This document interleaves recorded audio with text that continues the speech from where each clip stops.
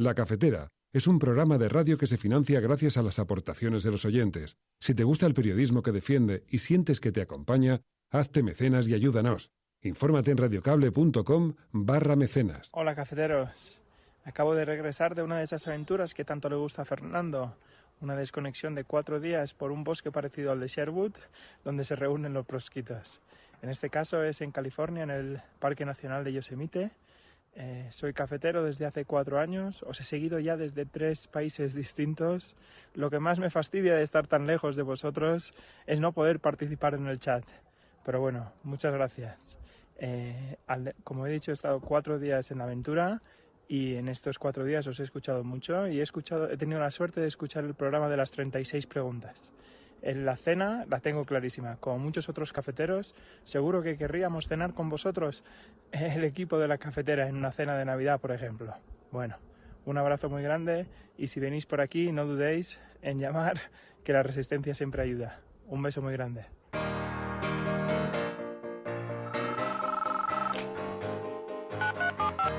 Son las 8:30 de la mañana. Las 7:30 en la Casa Museo de José Saramago, en Tías, Lanzarote. Buenos días, mundo.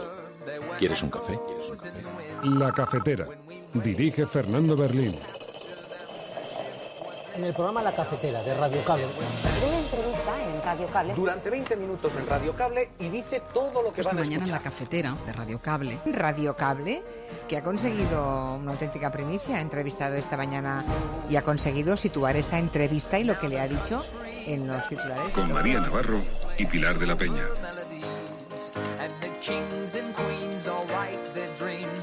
It's great to be with the President of Ecuador, and we are working on trade deals, we're working on military options. Di ritenere che il loro papà sia spesso lontano da casa non perché passa il tempo a sequestrare esseri umani, ma perché difendere i confini e la sicurezza del suo paese era un suo preciso dovere.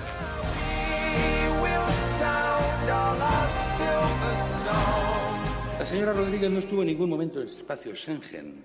Pueden hacer todos los chistes que quieran, si voló, no voló, los brazos, todo esto queda muy bien. Yo le agradezco el humor y la distensión. Pero evidentemente en términos jurídicos, saben ustedes, que la cosa no va por ahí.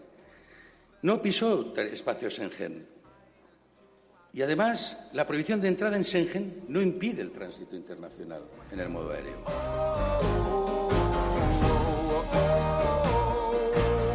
Nos va usted a negar, nos van a seguir ustedes negando una comisión de investigación que esclarezca estos hechos cuando, precisamente, gracias a Ciudadanos, incluso el Parlamento Europeo va a investigar si España ha incumplido con la prohibición de entrada de la señora Delcy dentro del territorio nacional, dentro del espacio Schengen.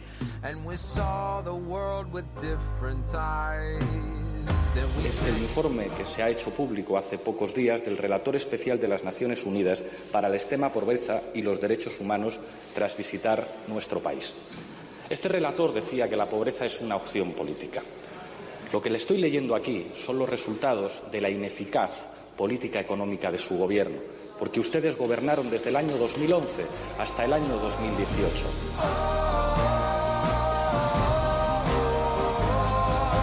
Que va a ser una gran noticia que por fin no vivamos en nuestro país situaciones tan degradantes como que en el momento en el que un trabajador o trabajadora es más vulnerable pueda perder lo más valioso que tiene, que es su puesto de trabajo.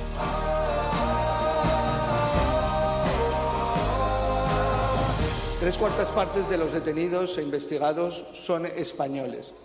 Los delitos sexuales, agresión sexual, como usted ha dicho, cometidos por españoles son el 70% de los denunciados. Hay más delitos de agresión sexual denunciados. ¿Por qué? Porque las mujeres ya no lo toleran.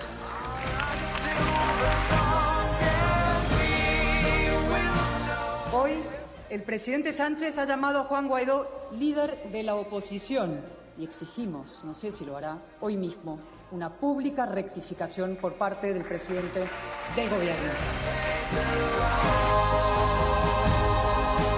El Gobierno de España va a volcar recursos económicos para poder lograr la exhumación de los restos de esos seres queridos. Lo vamos a modificar y actualizar la Ley de Memoria Histórica.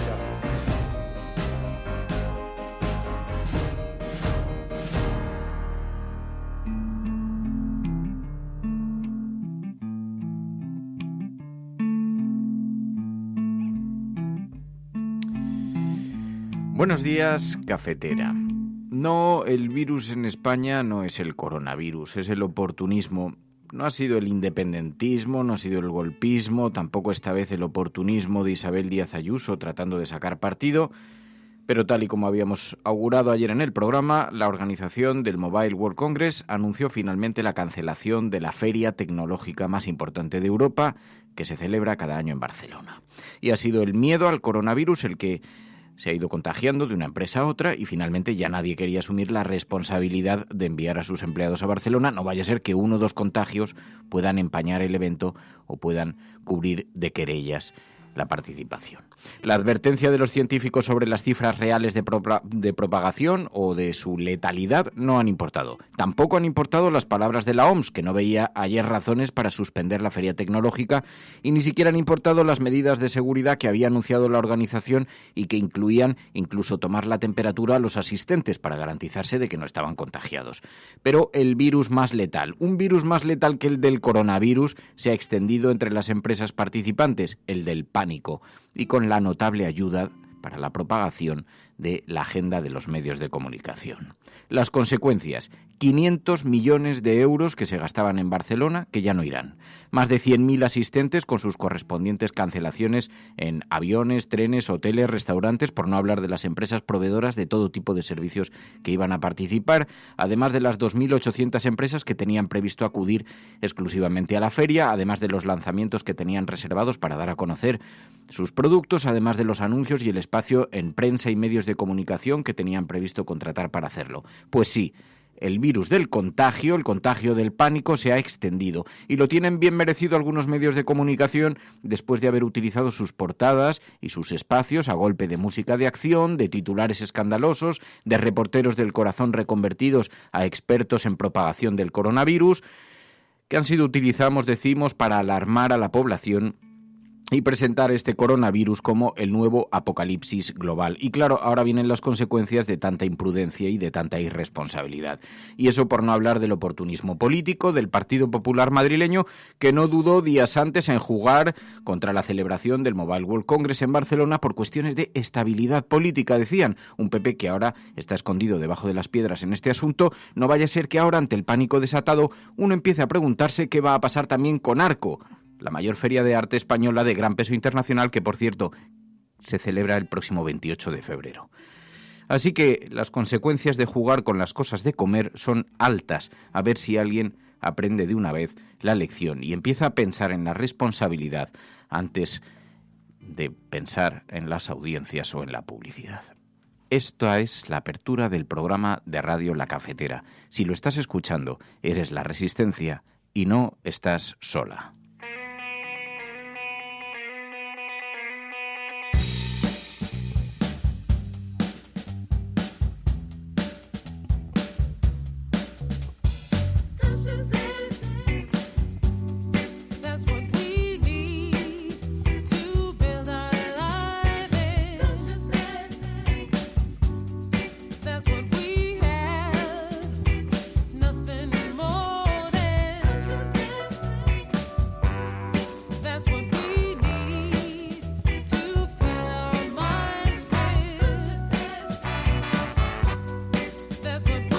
No, yo no dudo de que la vayan a celebrar Arco, lo que están diciendo con la boca pequeña, porque nadie quiere que se ponga el foco sobre esta importantísima feria de arte que, cuidado, no solo conlleva la celebración de la feria, sino numerosas ferias que se celebran en todos esos días alrededor de ese mismo evento, por toda la ciudad, por todas partes. Y claro, están tratando de ponerse la vacuna diciendo, bueno, pero no vienen muchos artistas ni galerías de Asia. Ya, claro, como si fueran a ir muchos artistas también al Mobile World Congress. Pero tratan de que no se ponga el foco, entre otras cosas, para no sufrir las mismas consecuencias. Y tienen razón. No habría estado mal, en todo caso, que la Comunidad de Madrid, con tanta irresponsabilidad, entre otros oportunistas, y desde luego los medios de comunicación, que han estado jugando un papel absolutamente deleznable en la extensión del pánico, porque no hay más que ver el terror que tiene la gente a la expansión de este virus cuando ya se ve certificado con algo ni más ni menos que la cancelación de una feria como la del Mobile World Congress. Bueno, de esto vamos a hablar en el programa porque es verdad, el alarmismo y el oportunismo se extiende mucho más que el coronavirus en España, y de esto vamos a hablar en el programa hoy, en el Día de la Radio, en el que, en forma de comunión con la audiencia de la cafetera, pues vamos a tratar de analizar los medios de comunicación, las portadas, también para saber por dónde camina la agenda setting, y hablaremos, hoy es jueves, de memoria histórica con Emilio Silva. Emilio Silva, buenos días.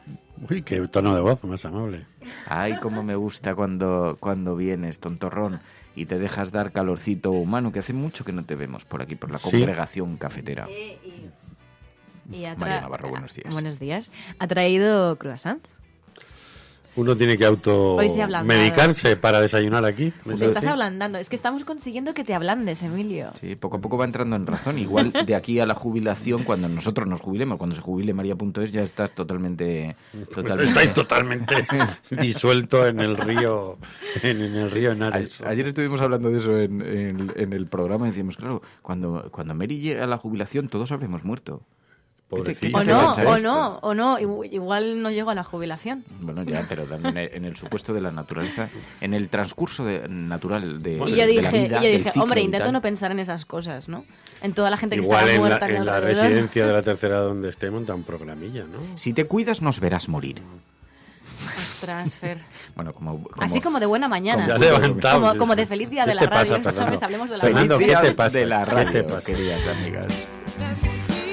Bueno, de todas estas cosas vamos a hablar. Hoy nos acompaña aquí en el estudio precisamente Emilio. Se ha encerrado en el búnker cafetero para no contagiarse de las movidas exógenas. Con él vamos a hablar de memoria histórica, pero también podemos hablar un poquito de la actualidad, porque tenemos bastante materia que analizar. Luego ya conectamos también con Pilar de la Peña y con los oyentes. Hoy os proponemos un hashtag, almohadilla la cafetera inmune. Almohadilla la cafetera inmune. Ya es trending topic a esta hora. Nada más comenzar el programa, trending topic, almohadilla la cafetera inmune. Y os pedimos que lo utilicéis para participar en el debate, para que podamos organizar la conversación, como ya están haciendo José Alquebla. Buenos días. Dice, ayer todas las preguntas de la oposición en el Congreso giraron en torno a Venezuela. Si a la derecha y a la extrema derecha española le interesa más Venezuela que todos los problemas que tenemos en España, en las próximas elecciones podrían ir presentándose por allí. Buenos días, Isabel Aragón. Buenos días, Libertino Francachela, Hilario Sánchez Díaz, David Herrero. Buenos días, Galgo Callejero. También Juan Alix, Berca, Furia del Cantábrico, Ángel Trianero, muy buenos días. Dice, psicosis y oportunismo van de la mano, lo peor de todo es conseguir rédito político con esto, dice Ángel. Vicente Juan, buenos días. David MF, muy buenos días. Iñaki Bolea, tantas Damiña Terra, Confergión, tantas y tantas personas que se van incorporando a esta hora y que nos van a ayudar a entender, a comprender, a analizar un poquito mejor la actualidad. Saludamos también a Javier Valenzuela, dice, escuchando la cafetera en este Día Mundial de la Radio. Saludos a los amigos de la radio, de la resistencia, toda la resistencia cafetera. Buenos días, Javier. Un abrazo muy fuerte. Esto es La Cafetera, si lo estás escuchando eres la resistencia y no estás sola.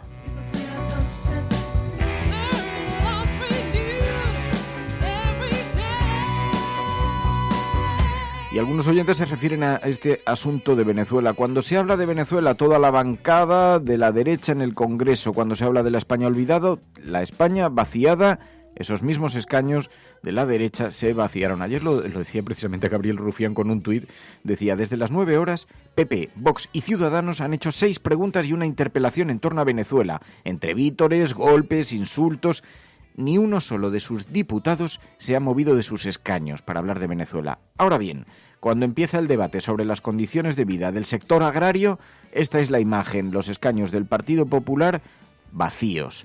Y decía Gabriel Rufián ayer, patriotas, porque en efecto ayer el protagonismo del debate en el Congreso de los Diputados fue para Venezuela. Una y otra vez estuvo la derecha reprochando la mirada hacia Venezuela del gobierno de España. Álvarez de Toledo. Iba a exigir yo al gobierno que defienda a Juan Guaidó como merecen su causa y su cargo, pero ya sabemos que no lo harán. Hoy, el presidente Sánchez ha llamado a Juan Guaidó líder de la oposición y exigimos, no sé si lo hará, hoy mismo, una pública rectificación por parte del presidente del gobierno. En efecto, esto ha tenido bastante escándalo. Hoy viene recogido en las portadas de los periódicos porque el presidente del gobierno, Pedro Sánchez, se refirió a Guaidó como líder de la oposición. Señor Guaidó dijo precisamente que tenemos las mejores relaciones con España. España es aliado de la democracia, de la libertad y espero y estoy seguro que se va a mantener así, de esa manera. Y vamos a seguir insistiendo en trabajar con todos. Es decir, señor Abascal, está bastante claro cuál es la posición en este caso del líder de la oposición en Venezuela. Por tanto, ¿por qué usted trae aquí esta cuestión? Pues mire, a usted le importa tanto Venezuela como le importa tanto España, es decir, nada. Ustedes lo que hacen es utilizar España y Venezuela para hacer lo único que saben hacer, que es ruido. Ruido, señor Abascal. Fíjese, señor. Lo único que saben hacer es ruido con el asunto de Venezuela, decía el presidente del gobierno, Pedro Sánchez, hoy en la portada del periódico El País. Sánchez apoya a Ábalos en el Congreso y llama a Guaidó líder opositor. El ministro de Transportes, José Luis Ábalos, ya sabéis que está envuelto en una polémica porque recibió a la vicepresidenta del gobierno de Venezuela en el aeropuerto cuando vino a España en un periplo muy raro, no muy aclarado, pero ha tenido que explicar cómo Venezuela tiene unas sanciones, la Unión Europea tiene unas sanciones sobre Venezuela, no pueden pisar territorio europeo, pero ha tenido que explicar José Luis Ábalos algo que habría que reproducir una y otra vez en bucle, a ver si la derecha deja de dar un poco la matraca con este asunto. La señora Rodríguez no estuvo en ningún momento en espacio Schengen. Pueden hacer todos los chistes que quieran, si voló, no voló, los brazos, todo esto queda muy bien. Yo le agradezco el humor y la distensión, pero evidentemente en términos jurídicos, saben ustedes que la cosa no va por ahí. No pisó espacio Schengen. Y además, la prohibición de entrada en Schengen no impide el tránsito internacional en el modo aéreo. Para poder considerar que la señora Rodríguez hubiera estado en suelo Schengen, tendría que haber cruzado el filtro de pasaportes o haber pasado una inspección fronteriza en la sala donde permaneció y no se dieron ninguna de las circunstancias. Y esto, en Barajas, es diario. Es diario porque, en efecto, mientras tanto estaba en suelo internacional, mientras que no incurriese en esas dos cuestiones que Ábalos ha explicado. Pero da igual porque a la derecha le sirve para hacer ruido. Hoy, Ábalos es portada en el periódico ABC. El Delcigate retrata al gobierno. Sánchez degrada a Guaidó para blindar a Ábalos. Consideran que referirse a Guaidó como líder opositor es degradarlo, dice el periódico ABC. Y dice, vuelve a desdecirse, califica al presidente encargado de Venezuela como líder de la oposición, mientras PP, Vox y Ciudadanos piden la dimisión del ministro de Transportes por mentir reiteradamente sobre su encuentro en Barajas. Esta polémica con el asunto de Venezuela acompaña todavía la actualidad. Ayer fue el protagonista durante toda la sesión parlamentaria el tema de Venezuela, que como sabéis todo lo que sirva para atacar directamente a Podemos en esta materia, pues es motivo de altavoz. Ábalos ministros sin respuestas, dice el periódico El Mundo. Sánchez degrada a Guaidó tras su intento de linchamiento. Porque claro, ayer sabéis que Guaidó volvió a Venezuela y fue recibido en el aeropuerto por decenas de personas que al grito de ladrón, asesino, le estuvieron increpando. Así que el periódico El Mundo establece una relación y dice que Sánchez degrada a Guaidó tras su intento de linchamiento. Como si el intento de linchamiento tuviera que ver con la degradación o como si se hubiera producido por alguna coyuntura más allá de la casualidad en espacio-tiempo. Deja de reconocerlo como presidente encargado y, al igual que Iglesias, lo rebaja a líder de la oposición. Maduro incrementa el acoso contra él, pero se refiere contra Guaidó. Esto en la portada también del periódico El Mundo, porque aquí quien pueda aprovechar para meter un zambombazo con este asunto, pues... En fin, el presidente degrada a Guaidó, al líder de la oposición, apoyo en público a Ábalos, hartazgo en privado en Moncloa. El gobierno que lideró hace un año el reconocimiento de Guaidó como presidente encargado de Venezuela asume el discurso de Podemos. La apreciación que no ha pasado por alto la oposición. Claro, lo que pasa es que hace un año la jugada del gobierno bueno, todavía cabía alguna expectativa que ese anunciado golpe por parte de Guaidó tuviera consecuencias, tuviera efecto, tuviera lugar. Pero es que en este momento decir que Guaidó es el presidente encargado de Venezuela no es que sea una broma, es que es una ironía. Pero el Delfigate ocupa las portadas de los periódicos. En todo caso, hoy, como decimos, el asunto sobre el que ponemos el foco, que está en todas las portadas también, es el cierre del Mobile World Congress. La cancelación de este importantísimo evento tecnológico que se celebra en Barcelona, que tiene unas muy graves consecuencias económicas. Se calcula que este varapalo puede costar en torno a 500 millones de euros, para que os hagáis una idea. Y es verdad, el pánico ha provocado que todas las grandes empresas, los gigantes tecnológicos, hayan decidido no acudir, porque esta enfermedad lo que ha contagiado realmente es a la economía global, como hoy reconoce en efecto el periódico La Razón. Eso sí, las consecuencias económicas para la emergente China son tan graves que nadie sabe en este momento calcularlas, porque ha golpeado en el epicentro del mercado emergente, principal competidor en exportaciones para los Estados Unidos, y a quien ya está dándole muchas vueltas a la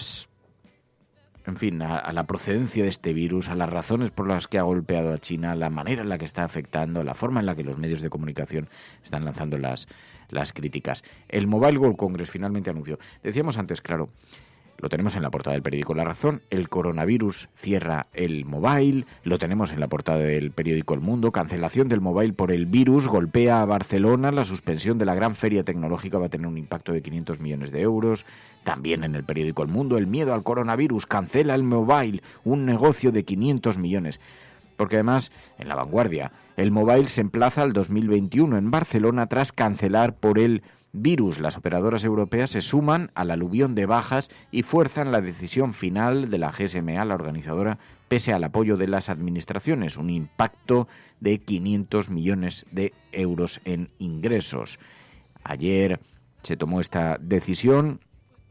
Ahora, además, para que os hagáis una idea de cómo se está extendiendo, hoy en la portada de La Vanguardia también se habla de las empresas textiles que están buscando proveedores fuera de China. El sector está explorando alternativas en Turquía, Marruecos, Portugal o España. Es decir, la psicosis que se ha extendido por la enfermedad, por el coronavirus, por la expansión del coronavirus, llega a otros sectores, no solamente al tecnológico. Y os decíamos en la apertura, claro, al final no ha sido el independentismo, no ha sido el hipotético golpismo, tampoco el oportunismo de la presidenta de la Comunidad de Madrid cuando reclamaba el mobile. Si algún día no quieren celebrarlo allí por la inestabilidad política, tienen Madrid para celebrarlo. Todas estas cosas no ha sido la que ha golpeado al Mobile World Congress.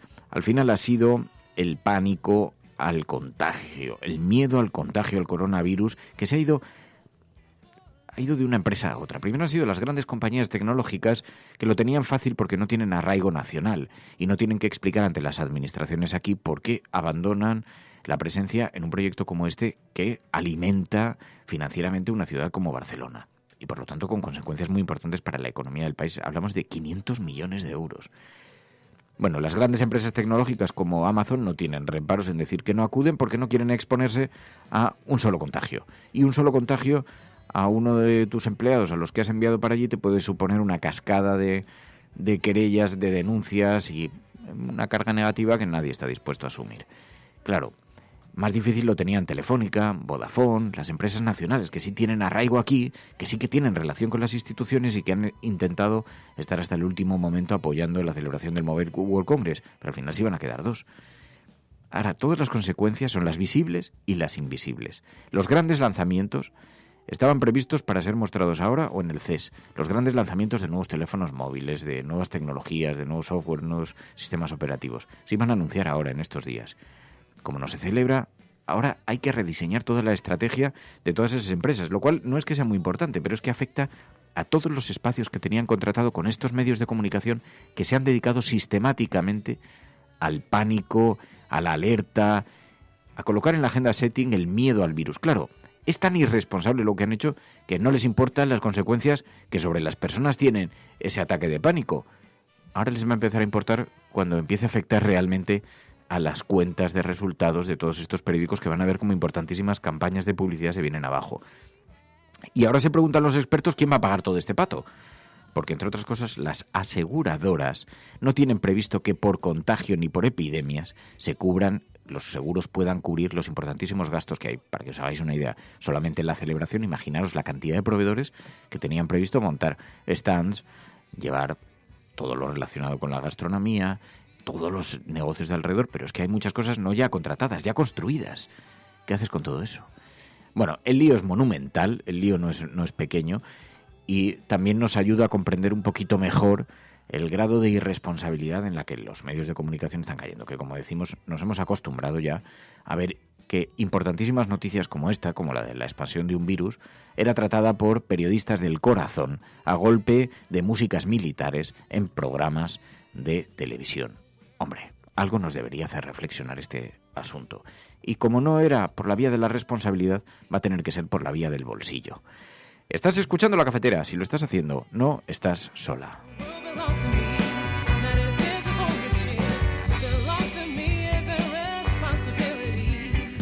Bueno, mientras tanto hay otras noticias que están hoy en el foco de la actualidad. Ayer vimos cómo en el Parlamento Sánchez anunciaba la reforma de la Ley de Memoria Histórica. El Gobierno de España va a volcar recursos económicos para poder lograr la exhumación de los restos de esos seres queridos. Durante estos últimos meses hemos hecho muchas cosas en favor de la memoria democrática, otras las vamos a hacer a lo largo de la legislatura. Por ejemplo, vamos a modificar y actualizar la Ley de Memoria Histórica precisamente porque hemos encontrado durante estos últimos años de aplicación que hay algunas lagunas que tenemos que corregir. Evidentemente, se ha suscitado en el Congreso de los Diputados y en particular en la mesa aclaraciones sobre un expediente en concreto, en este caso del famoso Billy el Niño. Desde luego el Gobierno de España lo que quiere es la mayor de las transparencias, la mayor de las reparaciones de la memoria y la justicia para las víctimas del franquismo. Y en ese sentido, señor Rufián, haremos también modificaciones en la Ley de Memoria Democrática para acabar con los reconocimientos que injustamente también la democracia ha dado a personas vinculadas con el franquismo y que torturaron a seres humanos en nuestro país. Bueno, pues Emilio Silva, buenos días. Hombre, buenos días, Fernando. Claro, tenía curiosidad por saber cómo en las familias en los familiares de las víctimas del franquismo, cómo cae este anuncio de reforma de la Ley de la Memoria y todo este debate que ha habido en torno también a tipificar como delito la exaltación del franquismo, todo esto que ha habido también de debate en torno al expediente de Billy el Niño. ¿Qué te parece? ¿Cómo lo ves? Pues yo creo que con mucha cautela, porque nosotros ya vivimos un proceso en el que se hicieron estos anuncios, se aprobó una ley y luego no hubo mucha voluntad política ni siquiera para cumplirla por el gobierno que la aprobó. Entonces, bueno, he oído al presidente decir que en los últimos meses han llevado muchas medidas a cabo con respecto a este tema. Pues yo no me he enterado. Tengo que reconocer que estaba distraído mirando para otro sitio. También oí a la vicepresidenta decir que van a seguir con las exhumaciones cuando el Estado nunca se ha responsabilizado de ellas, ¿no? Bueno, pues en esos márgenes yo creo que no les queda más remedio, ¿no?, que hacer ciertas cosas. El debate de la apología al franquismo yo creo que es un terreno muy delicado y que hay que medir muy bien, ¿no? Porque ahora vamos a ver un juicio a Willy Toledo el próximo lunes con el tema de los sentimientos religiosos. Bueno, y esto puede ser un ping-pong, ¿no? Uno hace un tuit sobre Carrero Blanco.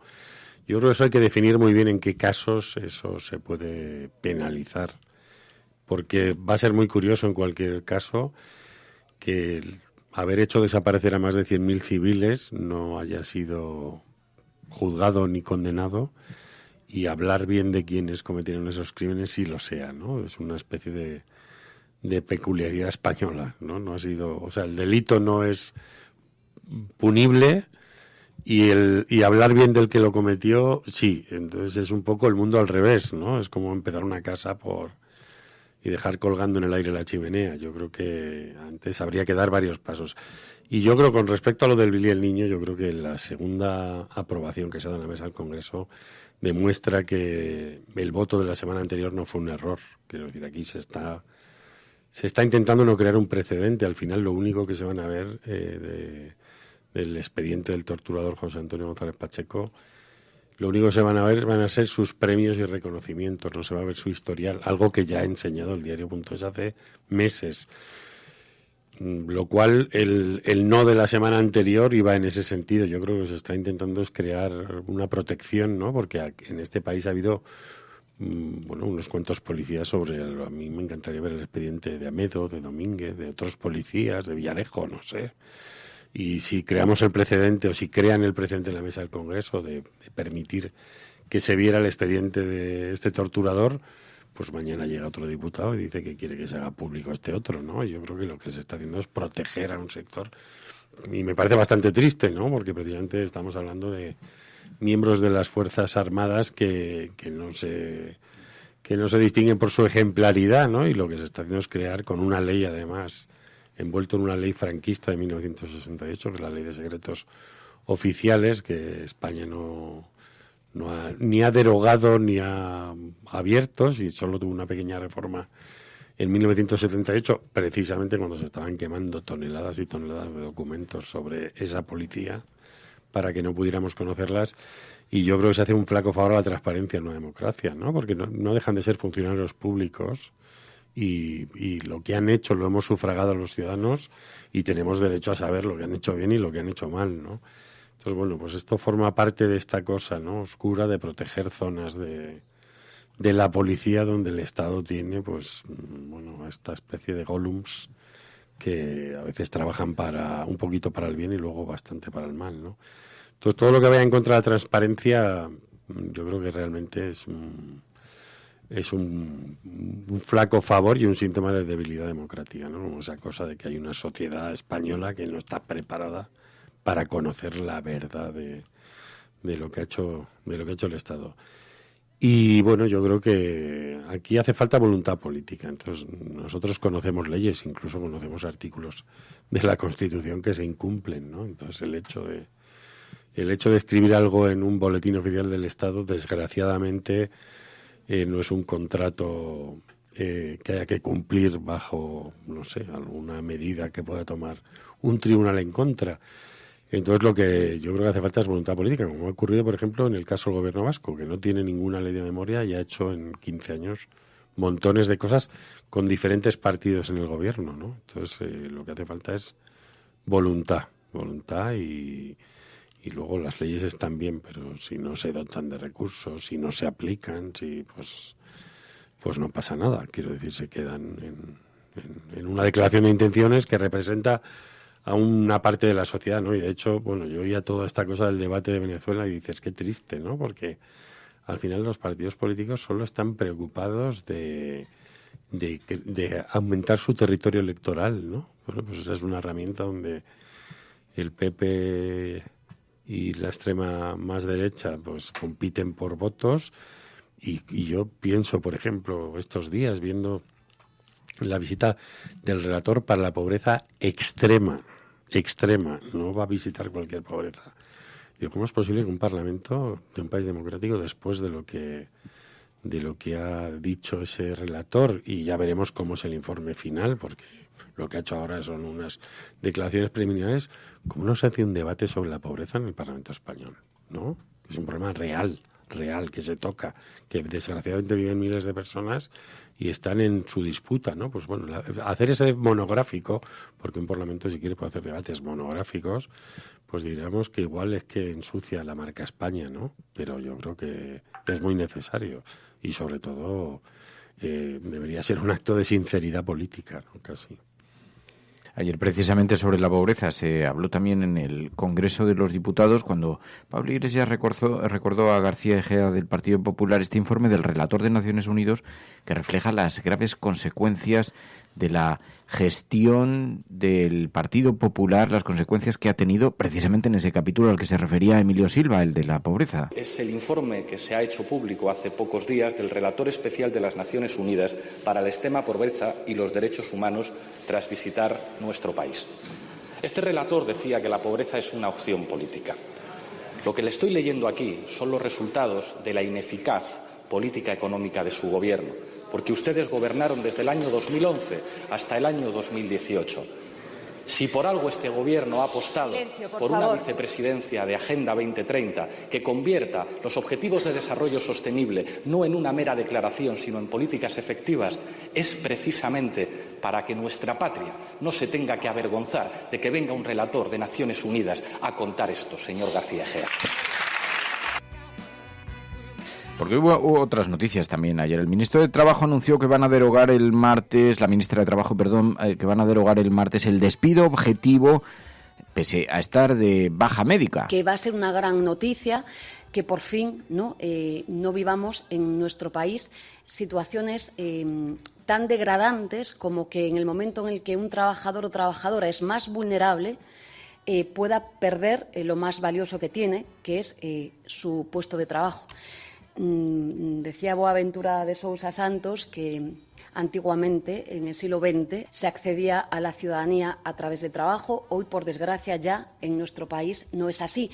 Pero si aún encima no es así, lo aderezamos con que cuando más sensibles estamos nos pueden despedir vía un despido objetivo, pues creo que es una vulneración de derechos. Eso decía la ministra de Trabajo, pero también hemos escuchado a Alberto Garzón sobre el sector del juego.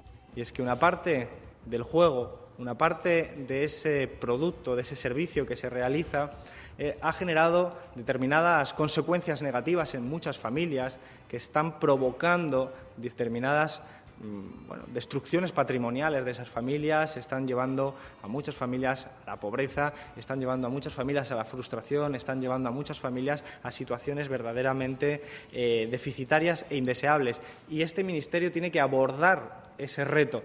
Y este Ministerio tiene muy claro que lo que es prioritario es la salud pública de la población. Es un ministerio para la gente. Por eso quiero terminar diciendo, desde la experiencia que nos da la organización política. Eso decía Alberto Garzón. Claro, ese es otro asunto, Emilio. Ahora se está poniendo un poquito más el foco, pero es bastante escandalosa la forma en la que se están creciendo estas salas de juego por los barrios, especialmente en algunas de las zonas de la periferia de las grandes ciudades. Cómo crecen estas salas de juego, que además llama directamente la atención de menores, aunque supuestamente está prohibida su entrada, llama la atención de la gente con dificultades económicas y vemos cómo se están expandiendo a una velocidad gigantesca en las ciudades. Alguien tiene que poner coto a esto, pero es que luego vemos a presentadores y a personalidades reconocidas públicamente anunciándolos en televisión, nuevas formas de juego a través de Internet, como se van estableciendo también en algunos países o en algunos lugares alrededor, como en Gibraltar, que se establecen todas estas empresas. En fin, tenemos un importantísimo reto por delante con esto. Incluso yo en mi barrio veo cómo aglutinan a grupos de inmigrantes, ¿no? Porque allí puedes ver las ligas de todo el planeta. Y entonces, donde yo vivo y por donde pasa mi perro, paso por una casa de estas de apuestas y siempre hay un grupo de gente del este que está siguiendo la liga de su país, quiero decir, atraen esa fragilidad. Y yo también conozco bastantes profesores de enseñanza media que habría que construir algún tipo de observatorio a través de los institutos, ¿no? Que reciben visitas de padres que se les derrumban en los despachos hablando de los problemas que tienen con sus hijos, ¿no? Y cómo están casi arruinando familias a través de estos modelos de apuesta que no tienen por qué estar en barrios. Ahora mismo a través de Internet tú puedes entrar en todo ese mundo y realmente pues están machacando vidas, ¿no? Porque yo, de profesores que conozco de cerca, pues padres que están llegando al instituto y van a hablar de sus hijos y acaban hablando o incluso derrumbándose con estas cuestiones, ¿no? Que son muy lamentables y que forman parte de una cultura, ¿no? Porque en el fondo los hay que los usan, los hay que no los usan, y tiene que ver, más allá de que pueda haber una predisposición, hay algo cultural en eso, ¿no? Que también tiene que ver con la utilidad, ¿no? Que uno piense que la vida necesite ciertas emociones, ¿no? Que se manifiestan en esas casas de juegos. Yo fui una vez al casino en Madrid hace muchos años y aluciné con lo que vi, ¿no? Es como, son adicciones. Para mucha gente acaban convirtiéndose en adicciones Y bueno, pues evidentemente el gobierno tiene que proteger esto, no solo con la limitación publicitaria, ¿no? Sino, bueno, yo me imagino que también se puede legislar, crear dificultades fiscales a este tipo de negocios. Quiero decir, hacer imposiciones fiscales que sean especialmente duras, ¿no? Y que de alguna manera eso dificulte su expansión, o incluso que financien prestaciones, como se ha hecho a veces con el narcotráfico, que financien tratamientos para gente que entra ahí y no sabe por dónde, no encuentra la puerta de salida, ¿no? Las administraciones se tiran unos a otros. La responsabilidad no depende de la comunidad autónoma, depende de los ayuntamientos. Los ayuntamientos dicen que depende de la comunidad o de una legislación del gobierno central, pero nadie se atreve a meter mano, entre otras cosas porque son muy numerosas las salas donde también se concentra una cierta creación de empleo y donde también se hace una recaudación muy importante de dinero, que una parte de eso va después a impuestos de tal, así que nadie quiere meter mano sabiendo que es un problema de primera magnitud en materia de salud pública, como decía Alberto Garzón, ¿no? Bueno, yo creo que además hay algunas marcas vinculadas especialmente a equipos de fútbol, a personajes de esos equipos de fútbol. Todo eso crea un mayor miedo, entre comillas, a iniciar una persecución desde las administraciones, ¿no? Pero bueno, yo creo que cuando él se dedica a administrar el Estado, está ahí para que no le duelan esas cosas precisamente, ¿no? Porque para dejar que la realidad vaya peor no hace falta, digamos, entrar a tener ese poder. Pero bueno, eso hemos visto en estos años cómo han ido creciendo y cómo yo sé, muchos jóvenes empiezan jugando, ¿no? Entran en grupo, porque igual solos no se atreven a entrar en un sitio de esos, ¿no? Porque, bueno, pues no deja de ser un lugar extraño, pero entran en grupo, ahí hacen igual sus primeras apuestas y luego ya, pues, unos dejan de hacerlas y otros, una vez que han puesto ahí un pie, ya no lo sacan, ¿no? Pero bueno, todo esto está en la educación, ¿no? Y es otra cosa que había que tratar, no solo poniendo limitaciones o prohibiciones, sino que había que tratar en los centros de enseñanza. Bueno, tengo una noticia, un comunicado de última hora que nos envían desde el Gabinete de Presidencia de la Comunidad de Madrid. Parece que van a implantar una medida para prohibir el teléfono móvil en los colegios madrileños a partir del próximo curso, incluso en los recreos. Esto afecta a 1.700 colegios, 800.000 alumnos.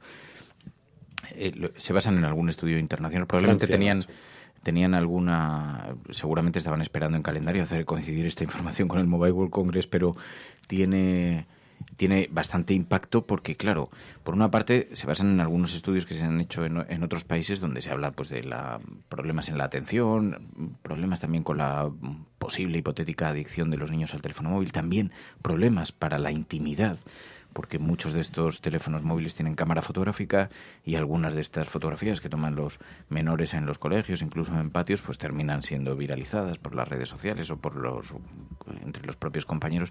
Entonces, esto sospecho que está saliendo a esta hora la información, pero sospecho que esto va a arrastrar bastante debate, porque es un asunto que tiene, digamos, muchas espigas para comentar. Yo no sé si soy muy partidario de la prohibición, porque entre otras cosas puede provocar algunos asuntos.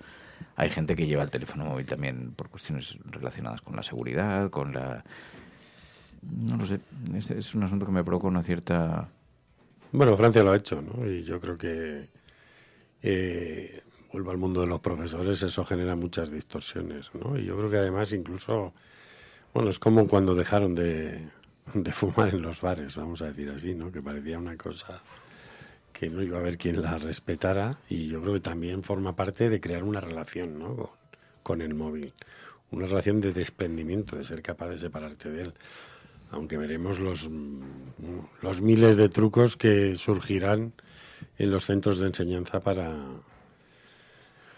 seguir whatsappeando con los amigos, ¿no? A pesar de las prohibiciones. O habrá móviles B, igual esto beneficia a los vendedores de teléfonos móviles, lo llevan ahí, no sé. Pero bueno, es un elemento de distracción claramente, ¿no? No solo en el mundo académico. El otro día vimos cómo se suspendía una representación de 5 horas con Mario precisamente por la insistencia en el sonido de un móvil. Y yo creo que es cuando la educación, ¿no? Tenemos que educarnos, ¿no? En ese sentido, y el móvil te quita de muchas cosas, ¿no? A veces, o sea que yo paseo a mi perro y no veo a nadie en los parques por la tarde-noche, sin que sea muy tarde. Es algo que hace, quiero decir, no hay vida social, ¿no? Se ha convertido todo en una especie de atomización. Y entonces, bueno, pues igual eso del móvil convierte los patios en otra cosa, ¿no?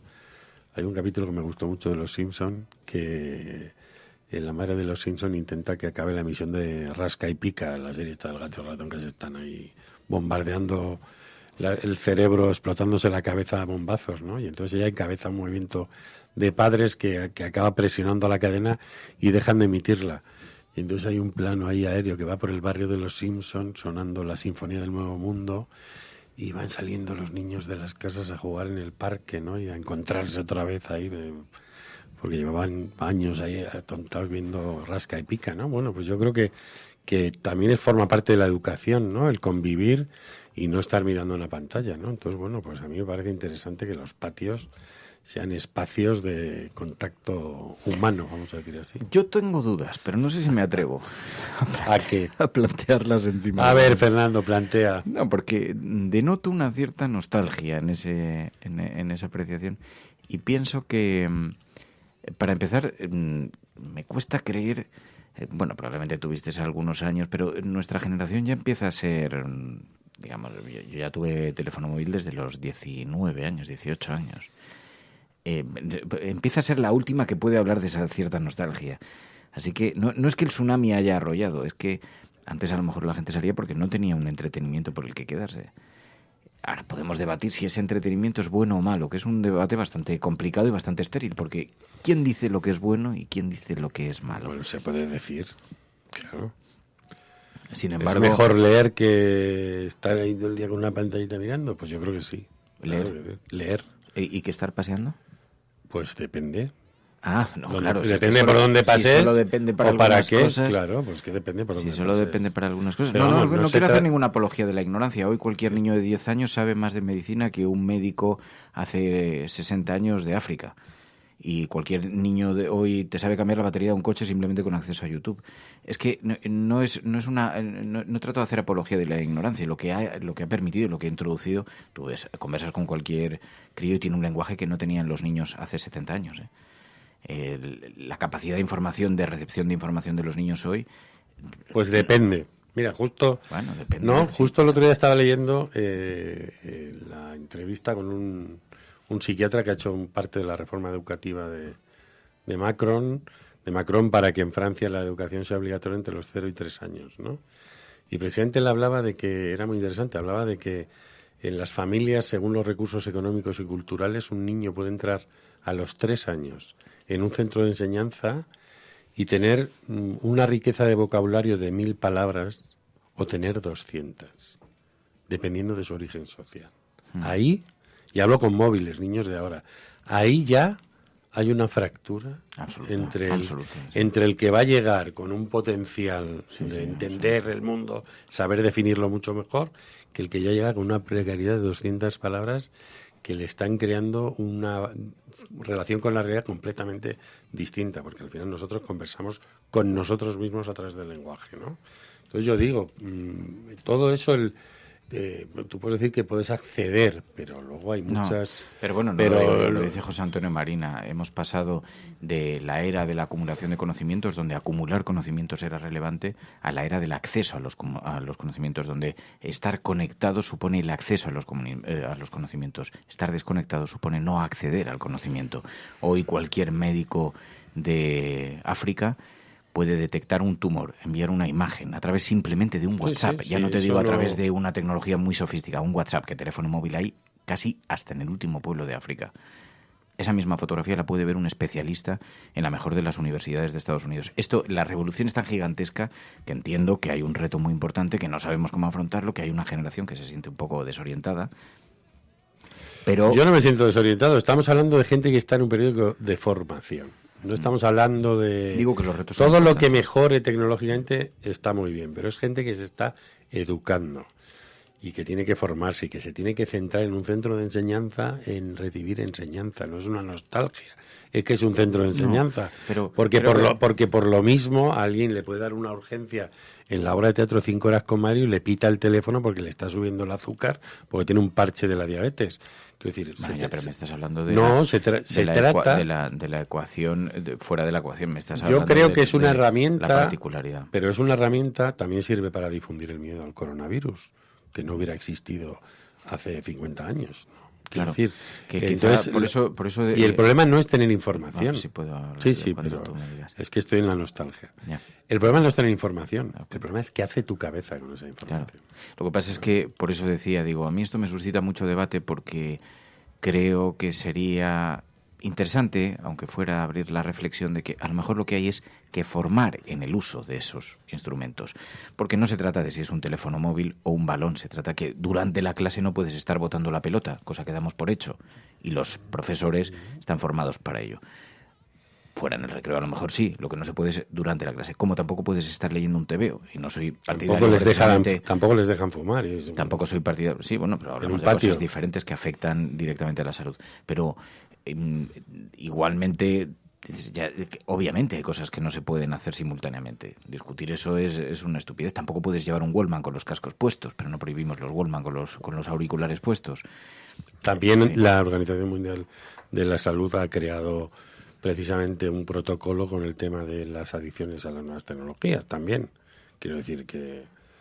Bueno, el caso es que es un importante debate que yo creo que se va a abrir en estos días cuando, siguiendo la estela, en efecto, de otros... Y unas horitas al día sin móvil no pasa nada. Tú estás unas horas al día sin intentar quitar los sacos terreros que hay aquí. No, pero si a mí todo eso me parece muy bien. Si quieres pasar unas horitas... Y no utilices el truco de la edad, porque eso es feo. No, que digo que... No he hablado de nostalgia, yo no tengo nostalgia.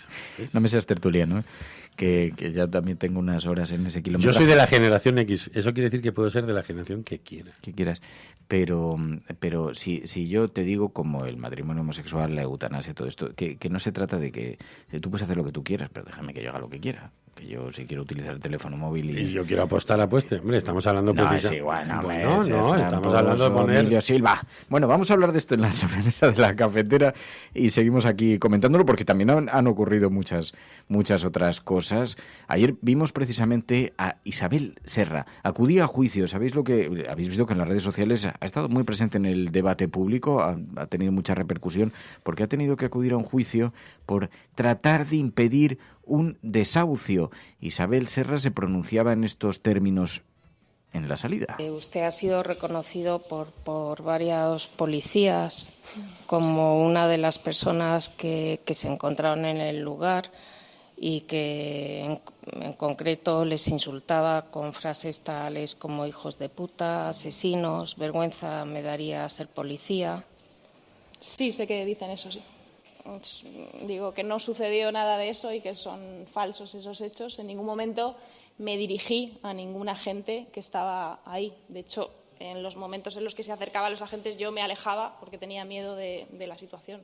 Han manifestado que le vieron cómo lanzaba adoquines, piedras, papeleras contra la furgoneta y contra los policías. Reitero lo mismo, en ningún momento ni estuve donde la gente estaba lanzando objetos a la policía, ni tiré ningún tipo de objeto a los agentes. Vamos. Claro, y en el debate público se ponía la evidencia encima de la mesa. Llama la atención que Ana Botella, que regaló a los fondos buitres decenas, centenares de viviendas a precio tirado, a precio de regalo, se encuentre con un oasis jurídico y una persona que participa en una movilización o que está presente durante una movilización contra un desahucio termine sentado en un tribunal. Bueno, incluso ayer ocurrió una cosa tan rara como que uno de los testigos era un policía que tenía el mismo nombre que el que estuvo en el desahucio, pero no era el del desahucio. Después de que este juicio llevaba en instrucción, no sé si 3 o 4 años, o sea, una chapuza bastante bastante lamentable, ¿no? Pero bueno, de ahí me llamaba la atención eso de que uno no pueda avergonzarse de ser un policía en un desahucio, ¿no? Como si fuera un delito decir yo nunca sería un policía desahuciando, ¿no? Como hemos visto a veces bomberos que se han negado a participar en ellos.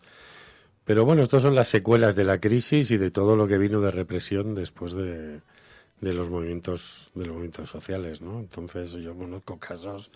A una chica de mi barrio la acusaron de haberle partido un brazo a un policía y vamos, es una persona mínima físicamente y era imposible que a un formado policía para reprimir en un desahucio le hubiera hecho esa herida, ¿no? Entonces, bueno, pues estas cosas, ¿no? Donde la justicia a veces hace ahí un trabajo más inquisitorial que cualquier otra cosa, pero en este juicio ha habido bastantes irregularidades y sobre todo todo lo que están contando ahí se demostraría. Hay imágenes del desahucio y hay imágenes de cómo le está cayendo de toda la policía que está allí, ¿no? Pues si hubiera una imagen de ella haciendo lo que dicen, lanzando adoquines estaría recogido. No hacía falta esa parrafada que se ha echado ahí alguien que parece acusarla, ¿no? Te quería preguntar también, Emilio, por este asunto. La líder de Podemos en Andalucía, Teresa Rodríguez, abandona el partido. Ayer lo escuchamos, hoy está en las portadas de los periódicos. 3/4 partes de los detenidos e investigados. Pero no es este el audio. Hola a todos los inscritos y inscritas de Podemos. Estoy aquí con Teresa y os tenemos que contar algo. Creo que en la política como en la vida hay formas de separarse que son agresivas, que son violentas, que son patriarcales, y formas civilizadas, respetuosas, empáticas, incluso cariñosas, que son las más sanas y que también se pueden construir y son posibles en política. Ese es el sentido de esta comunicación que hacemos hoy. No vamos a presentarnos en Andalucía, ni yo ni mi equipo, a la próxima Asamblea Ciudadana, entendiendo que desde nuestra discrepancia con la estrategia del Gobierno de coalición, pues debe dirigir la organización en Andalucía un nuevo equipo que esté en sintonía con lo que han opinado tanto la dirección como la mayoría de los inscritos de esta organización de Podemos. Eso decían Teresa Rodríguez y Pablo Iglesias. Hombre, lo que sí han mostrado es un cierto fair play en la manera en la que lo ha presentado, pero no sé evaluarlo muy bien, no sé explicarlo muy bien. ¿Tú qué tienes? ¿Se separan de mutuo acuerdo? Pero esto da que pensar que acudirán en todo caso a otras elecciones con otro nombre o... Bueno, ya llevamos yo creo bastante tiempo hablando, ¿no? de cómo la distancia, entre comillas, que existía ya desde el poder, sobre todo desde Andalucía, con Pablo y ella como miembro de Anticapitalistas, ¿no? Que no estaban de acuerdo con la entrada en el gobierno con el Partido Socialista y esto venía haciendo así su run desde hacía tiempo, ¿no? Entonces, bueno, pues se ha manifestado en esto, que es otro fragmento en la izquierda, ¿no? Que veremos cómo se manifiesta en las próximas elecciones andaluzas, ¿no? Pues claro, al final uno no sabe si... Yo estaba pensando ayer cuando lo oía, ¿no? La forma en la que se hace primaria en Estados Unidos, ¿no? Que es vamos haciendo ahí y al final se suma, no lo hablo porque haya un bipartidismo así, ¿no? Pero como un montón de sectores van compitiendo y al final juntan su fuerza en uno, ¿no? Como si existiera la posibilidad de hacer un procedimiento que no fuera tan limitado como el norteamericano, pero donde se fuera produciendo esa suma de fuerzas, ¿no? Que al final, digamos, que haga el golpe electoral de un sector político de izquierda lo más fuerte posible, ¿no? Porque al final, pues, desgraciadamente va ocurriendo todo lo contrario. Y bueno, pues yo creo que los anticapitalistas, han salido del Ayuntamiento de Madrid, quiero decir, han ido poniéndose, entre comillas, en los márgenes, ¿no? Incluso Isa Serra, que nombrábamos antes, dejó de ser su representante en el Consejo Ciudadano de Madrid, quiero decir, han ido perdiendo espacio. Pero se alejó, Isabel Serra se alejó también de anticapitalistas, ¿no? Sí, claro, por eso, que digo, han ido cediendo espacio y luego entre ellos también ha habido dentro sus cambios organizativos, ¿no? Y bueno, yo creo que esto es natural, entre comillas, ¿no? Por un lado, no sé si hubieran aceptado alguna responsabilidad de gobierno, porque a fin de cuentas alguien se presenta a unas elecciones para tener responsabilidades de gobierno, como las tienen algunos anticapitalistas en ayuntamientos como el de Cádiz, pero ese distanciamiento yo creo que es bastante normal, ¿no? Y quizá en Andalucía esa coalición, ¿no?, a Teresa Rodríguez, y además eso crea un problema muy complejo con Izquierda Unida de Andalucía, ¿no? Porque ahí estaban juntos, pero ahora el líder de Izquierda Unida es ministro de este gobierno. O sea que hay un batiburrillo muy raro.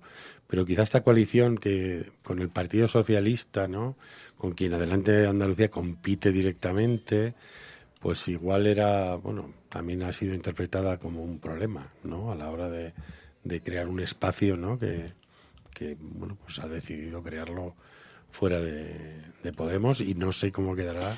Bueno, también tenemos que ver cómo impacta la formación de gobierno en el Partido Socialista de Andalucía.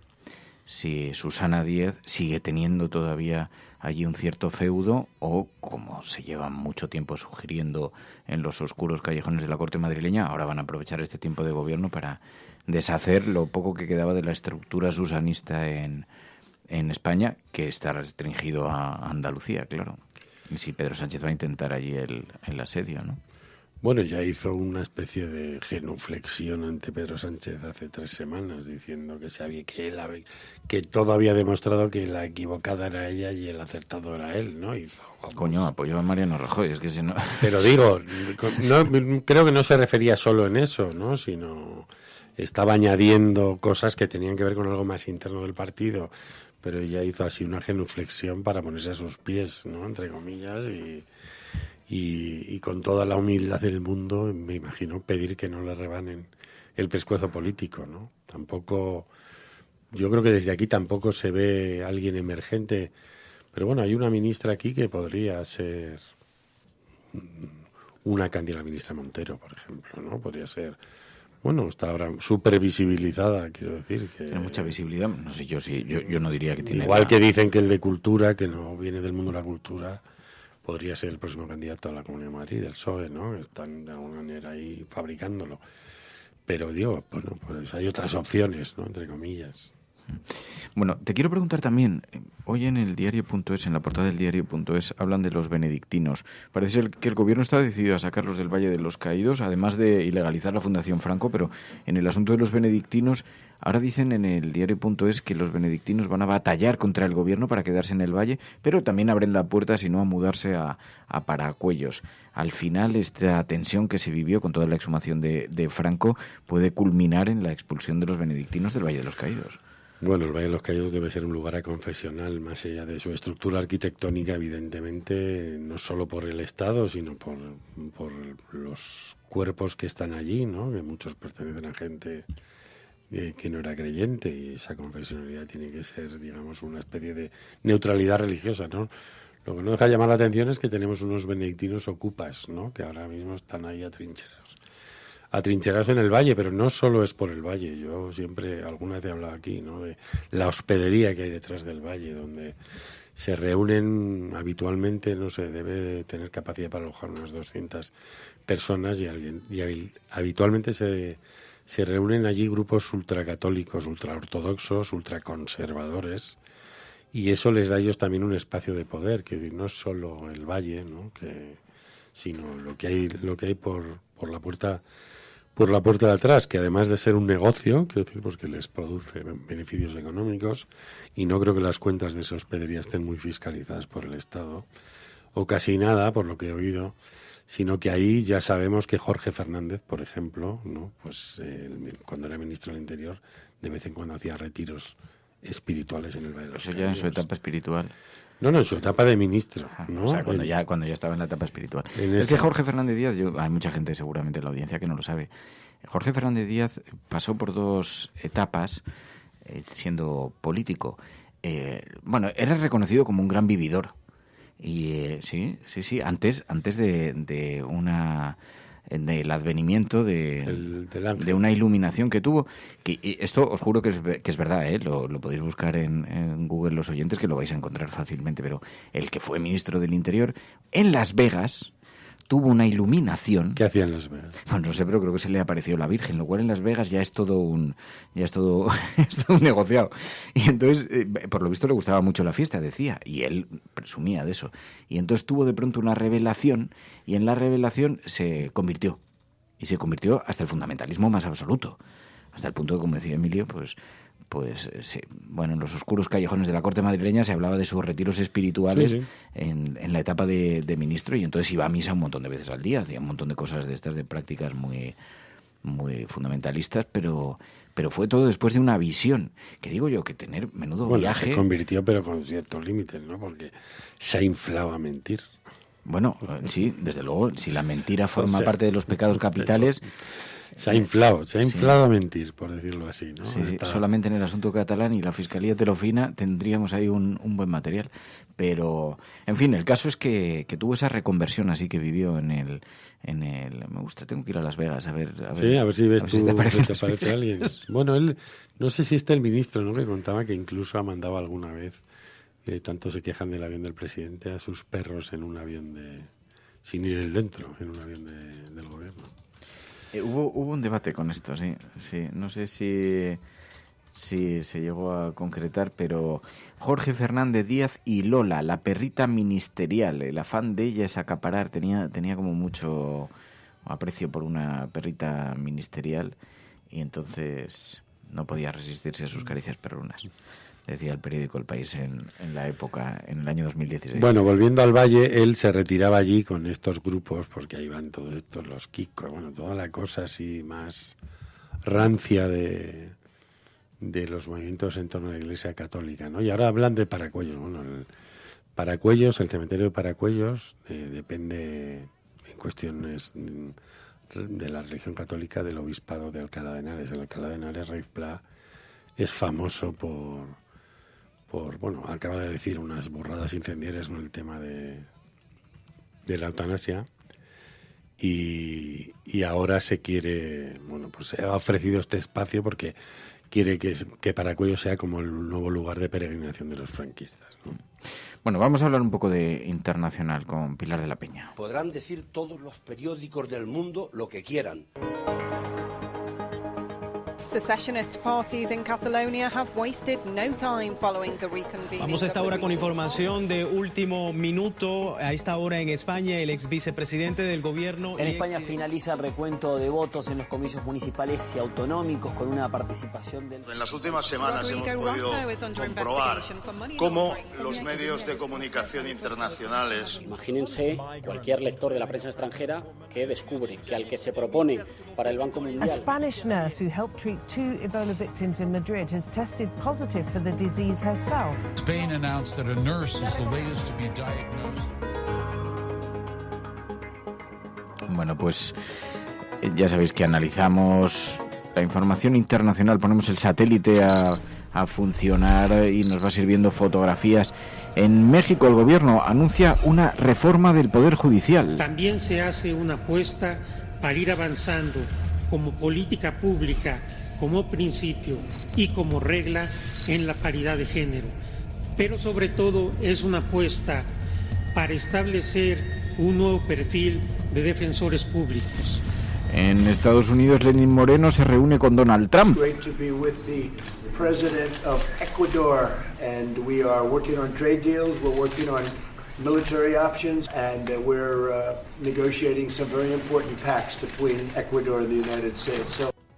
Pero si hay una noticia que tiene impacto a esta hora es la de Matteo Salvini, que va a ser procesado por secuestro de personas al haber bloqueado en el pasado mes de julio la nave militar italiana, la Gregoretti, con 131 migrantes a bordo. El Senado ha levantado su inmunidad parlamentaria y esta es la noticia que hoy está protagonizando el debate público. Ritenere che il loro papà sia spesso lontano da casa non perché passa il tempo a sequestrare esseri umani, ma perché difendere i confini e la sicurezza del suo paese era un suo preciso dovere. Pilar de la Peña, buenos días. Hola, buenos días. Sí, la verdad es que este audio que habéis puesto evidencia y resume muy bien la estrategia de Matteo Salvini. El hecho es que el Senado italiano ha levantado la inmunidad que tenía como diputado y como alto cargo, y va a poder ser juzgado. Sobre él pesaba una querella para precisamente por haber bloqueado este barco de hecho pesan más. Tiene también una por haber impedido que el barco de Open Arms atracara en puertos italianos. En general tiene varias causas pendientes por esta política de puertos cerrados que protagonizó el pasado verano y sobre todo que ha llevado como bandera desde que durante su ministerio, su etapa al frente del Ministerio del Interior. En este sentido, se esperaba que esta decisión, es decir, al haber perdido al no ser ya miembro del gobierno, a no tener acuerdo con el Movimiento 5 Estrellas, pues en general todos los partidos que forman la actual coalición de gobierno y alguno más sabía que iba a votar en contra de Matteo Salvini, es decir, a favor de levantarle la inmunidad, y lo que ha hecho el líder de la Liga Norte es intentar tomar la iniciativa, y es decir, reivindicar y pedir que le levantaran esta inmunidad. Por eso el audio que hemos puesto decía algo así como mis hijos tienen derecho a saber, me gusta el juicio, quiero pedir el juicio porque mis hijos tienen derecho a saber que si su padre estaba fuera de casa no era porque secuestrara inmigrantes, sino porque defendía las fronteras y la integridad de la patria italiana, ¿no? Es decir, ha tomado una posición como de exaltarse y de intentar volver a colocar la inmigración en el centro del debate. Es verdad que desde que pues se rompió la coalición de gobierno y dejó de estar en el gobierno Matteo Salvini, y luego en las últimas elecciones que hubo en Emilia-Romagna, que él las había convertido en una especie de plebiscito contra el gobierno y de reivindicación de su propio partido, está en una posición de cierto retroceso, pero sigue siendo uno de los políticos fuertes en Italia, y en este sentido va a tratar de aprovechar este juicio, o al menos este debate en el Senado, para reivindicarse y para volver a intentar tomar la iniciativa y a controlar un poco el debate. Lo que sí destacan muchos medios italianos, el Messaggero, La República, es que este juicio también supone un riesgo para él, porque al final pues está acusado de cargos que le pueden suponer hasta 15 años de cárcel, una pena de 15 años de cárcel e inhabilitación. Otra cosa es que el juicio puede tardar muchos años y entre medias pues pueden suceder muchísimas cosas, pero sí es verdad que es una noticia bastante llamativa. Ayer comentábamos el hecho de que el presidente de Sudán podía tener que enfrentarse a las decisiones que había tomado y un poco se podía acabar en la impunidad. En este caso no es tan evidente lo que puede pasar en Italia, porque además hay muchos que consideran que ha habido un teatro político en el Senado, pero sí parece relevante y sí que puede tener, digamos, bastante influencia el hecho de que al final se le levante la inmunidad y Matteo Salvini vaya a ser juzgado, aunque él intente, y desde luego va a intentar aprovecharlo para convertirse en un mártir y para reivindicarse como el gran defensor de la patria italiana, y como para intentar volver a colocar en el foco de la política y en el centro del debate el tema de la inmigración. No sé si puede prosperar porque es verdad que queda mucho tiempo para la celebración de ese juicio y hay dudas de que esto pueda prosperar, pero bueno, lo han celebrado todas. Sí, porque además es verdad que la Fiscalía, que ahora depende un poco de las acciones de la Fiscalía, en principio era favorable a que se archivara la causa. Veremos ahora que será levantado la inmunidad, en qué queda todo esto, pero es verdad que todavía queda mucho...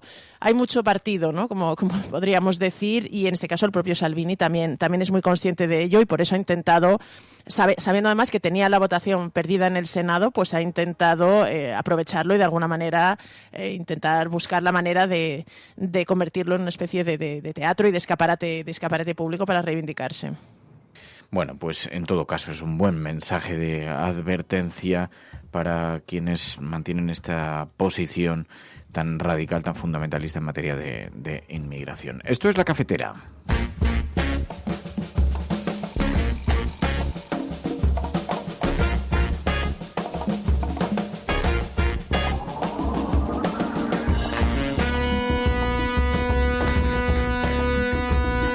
Y oteando la ciudad, siempre a pie de calle, nuestro presidente de la República de la Radio, Javier Gallego. Buenos días.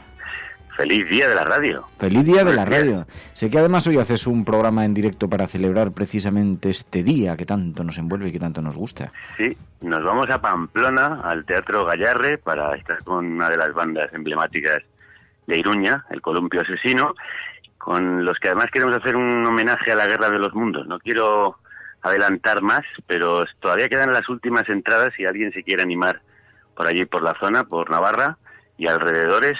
Vamos a intentar hacer, aparte de una entrevista con música en directo del grupo, un homenaje a una de las grandes piezas radiofónicas en este Día de la Radio. Ay, miedo me está dando. ¿A qué hora vais a hacer esto? Esto es a las 8. A las 8 para tener la cabeza bien puesta en las redes sociales y con la mirada prevenida. ¿Vais a hacer un especial? Sí, de todas maneras se graba y se emite, porque además es la presentación del nuevo disco de la banda, que la hacen en primicia en su ciudad con nosotros, y el programa queda embargado hasta el día 27 de febrero, que es cuando sale el disco. En Pamplona lo vais a hacer, así que quienes estén por allí pues tienen la oportunidad de pasarse. Todavía quedan algunas entradas porque... Las últimas, pero quedan unas poquitas. ¿Tú eras muy oyente de radio? ¿El pequeño Javier Gallego, cuando era pequeño, era muy oyente de radio?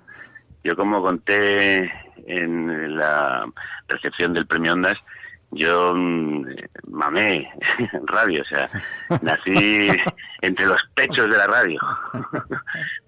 Recuerdo desde mi más tierna infancia, desde que yo tengo memoria, la radio estaba encendida en mi casa desde por la mañana, y en el coche cuando iba con mi padre al colegio, y en mi casa actualmente yo tengo un transistor de pequeño tamaño en cada una de las habitaciones de mi casa. O sea, no hay habitación en la que no puedas escuchar la radio.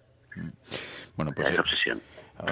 Eso como programa para esta noche, que se va a emitir después en todo caso, pero hoy Javier Gallego tiene igualmente programa. ¿Hoy por dónde vais vosotros? Bueno, no, pues hoy estamos muy rockeros, Fernando, y emitimos el programa que grabamos en Galicia con el Siniestro Total, que además eso nos permite, ahora yo estoy preparándome para salir de viaje hacia Pamplona, así que emitimos ese programa, que además, por cierto, de verdad lo recomiendo porque creo que ha sido uno de los programas más divertidos que hemos hecho nunca, porque Siniestro Total, no solo en las letras, sino también en las entrevistas, son muy divertidos, muy graciosos, y la verdad es que fue una jarta de reír, no parar de reírse toda la entrevista, que además sirvió para repasar toda su carrera. Tocaron en directo con toda la banda en eléctrico, o sea que yo creo que es uno de esos programas para guardar, sobre todo para fans de la banda y en general para los fans del rock and roll. Y tú que te quieres hacer rockero, claro, creo que llamaste.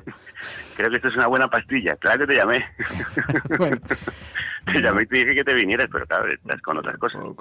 Poco me insististe. Bueno, ¿cómo vas a celebrar tú y estás celebrando el Día de la Radio, amigo? Pues mira, estamos reunidos, está por aquí Emilio Silva también, está María.es, Pilar, y nos vamos a tomar un café. Nuestra celebración de la radio es un poquito así, café y croissant, pero con alegría, como Dios como nos caracteriza, como la radio nos caracteriza. Bueno, joder, tú eres un pionero de la radio online, esto es una cosa que tienes que también celebrar. O sea. Prefiero Iconopop.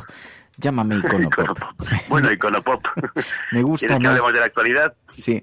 Te quiero preguntar por una cosa, por esto del Mobile World Congress. Fíjate que me ha llamado la atención la manera en la que, claro, ahora que se produce esta cancelación, 500 millones de euros de pérdidas, las pérdidas que van a tener los medios de comunicación, que tenían reservado decenas de páginas de espacio para todos los avances y las novedades del Mobile World Congress, que las van a tener que tumbar, se van a quedar sin esas contrataciones publicitarias. Y decía, qué caro se paga haber instalado el pánico en la sociedad. Claro, te has dedicado a poner músicas de el apocalipsis se acerca y ahora te pagamos las consecuencias. Pero oye, esto tiene mucho impacto en todo caso para la economía de la propia ciudad. Sí, es una nefasta noticia. Nosotros ayer en el programa de ciencia le dedicamos la primera parte con una biotecnóloga que trató precisamente de rebajar el pánico y la alarma que se había creado, ¿no? Porque es una epidemia que está ahora mismo muy controlada, que no se diferencia mucho de otros virus gripales que pueden ser a veces devastadores, sobre todo hasta que la cepa empieza a ser controlada, y tratando de desmontar muchos de esos mitos que estamos efectivamente viendo y oyendo en los medios continuamente y que han hecho precisamente que se llegue a este pánico en el Mobile Congress. Efectivamente es una gran pérdida para la ciudad porque los ingresos son muy cuantiosos y la imagen que se proyecta también. Por cierto, también hay una imagen muy fea y triste en torno a estos magno congresos, y es todo el comercio de la carne y de la prostitución que se mueve en torno a ellos. Que todos los años ocurre, todos los años intentamos denunciarlo desde algunos medios, pero nunca se toman medidas, al contrario. Parece que aquello se convierte en una especie de Sodoma y Gomorra patrocinada por marcas de móvil. Hicieron un grupo de artistas y activistas muy interesante, Homo Belamine, quizás has oído hablar de ellos, una intervención muy interesante en las marquesinas, cambiaron los carteles que había del Mobile World Congress por un dibujo de un pene en el que ponía Mobile Fuck Congress. Y además consiguieron hacerlo de tal forma que parecía realmente la publicidad del Congreso.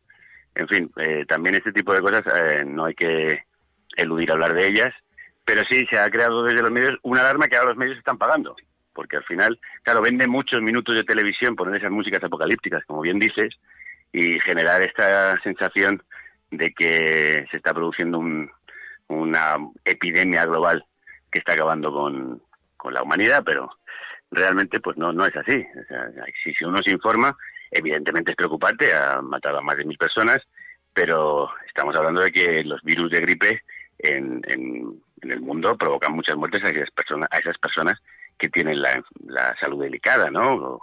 O que se encuentran con enfermedades crónicas, que es lo que hace que el coronavirus provoque las muertes que provoca. En fin. Sí, fíjate, recordaban estos días, hay 300.000 infectados y 6.000 muertos por una enfermedad infecciosa actual que, a diferencia del coronavirus, apenas aparece en los medios. ¿Por qué? Porque es una epidemia de sarampión en el Congo.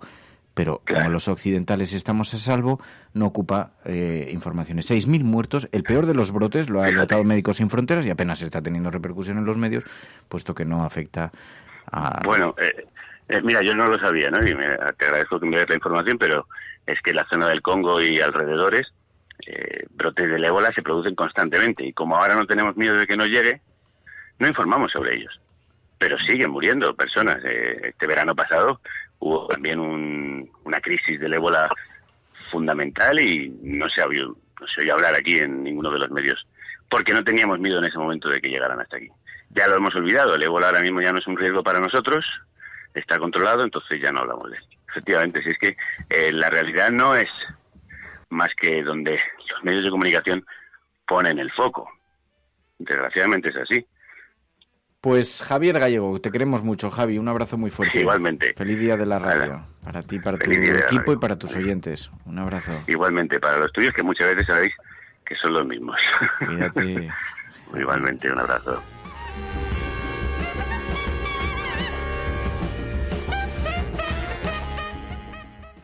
We will make America safe again. Ante Dios Todopoderoso, Venezuela. Por ahí hay un payaso. Lo primero que tiene que hacer o tenía que hacer es convocar a elecciones. Esas caritas del domingo. Lo que vamos a disfrutar el domingo con los progres. Me taché a Podemos de populista. Ahí me equivoqué. Pero el Partido Popular sí que tiene que tener credibilidad para hablar de corrupción, porque es nuestra seña de identidad. Y aprovecho la ocasión para... Bueno, pues empezamos la agenda de la cafetera siguiendo la pista del Laita Mari, que está previsto que desembarque a esas 158 personas rescatadas este mismo jueves en Sicilia. Recordamos que bueno, pues fueron rescatadas a lo largo del fin de semana, y además la urgencia de que fuesen desembarcadas es porque, además de llevar un buen número de mujeres, entre ellas embarazadas, también hay 51 menores que viajan solos.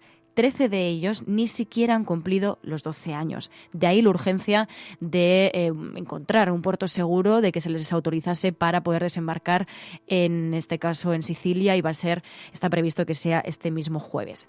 Además, Mercedes de la Fuente, oyente de este programa, y además ha estado también en campos de refugiados en Grecia, nos hablaba de las devoluciones en caliente, y en concreto hemos encontrado esta información en la que se explica que Europa decide si las devoluciones en caliente de migrantes atentan contra los derechos humanos. Va a ser este mismo jueves también.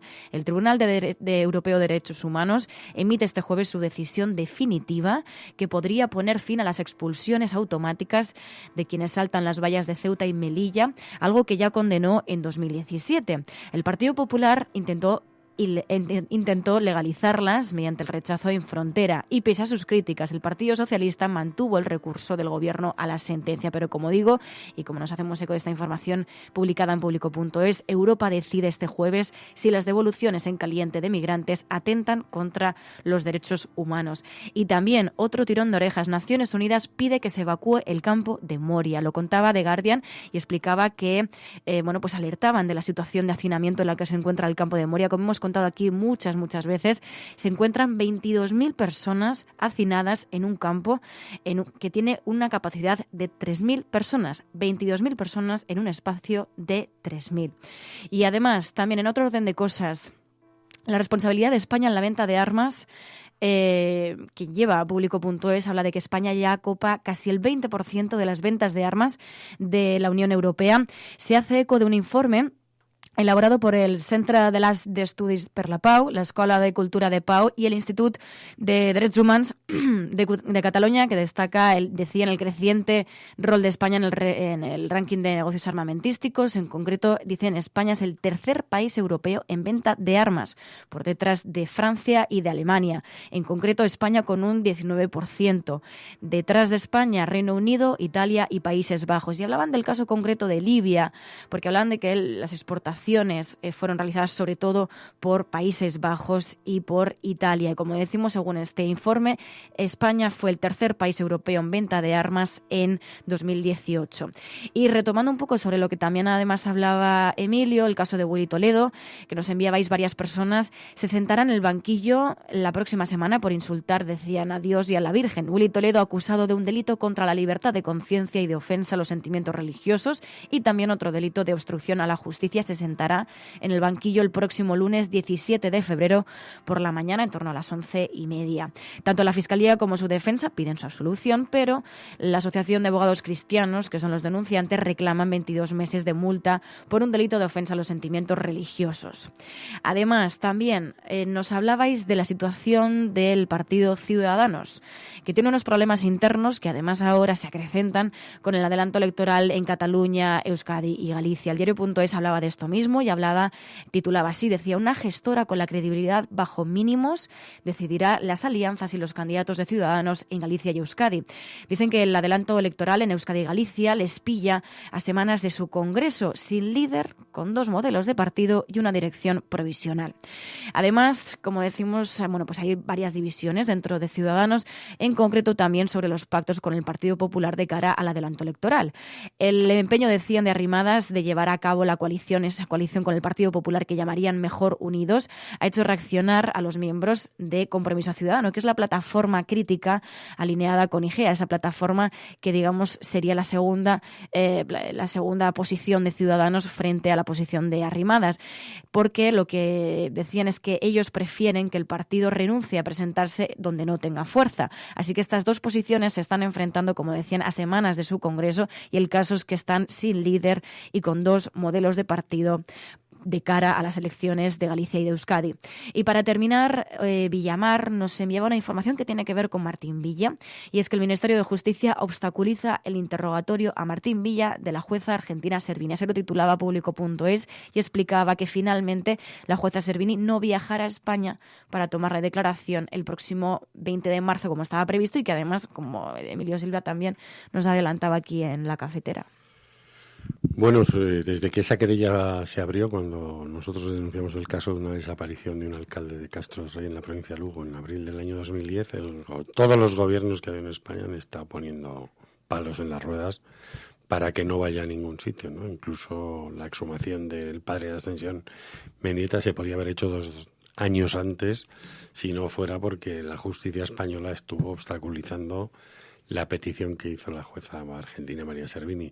Ahora ya venía a hacer este interrogatorio que iba a tener lugar en la Embajada Argentina, y lo que le ha dicho el gobierno español es que no puede hacerlo ahí y que tiene que ser un procedimiento por el cual el interrogatorio lo haga un juez español. Entonces, la justicia española no investiga y no deja investigar, ¿no?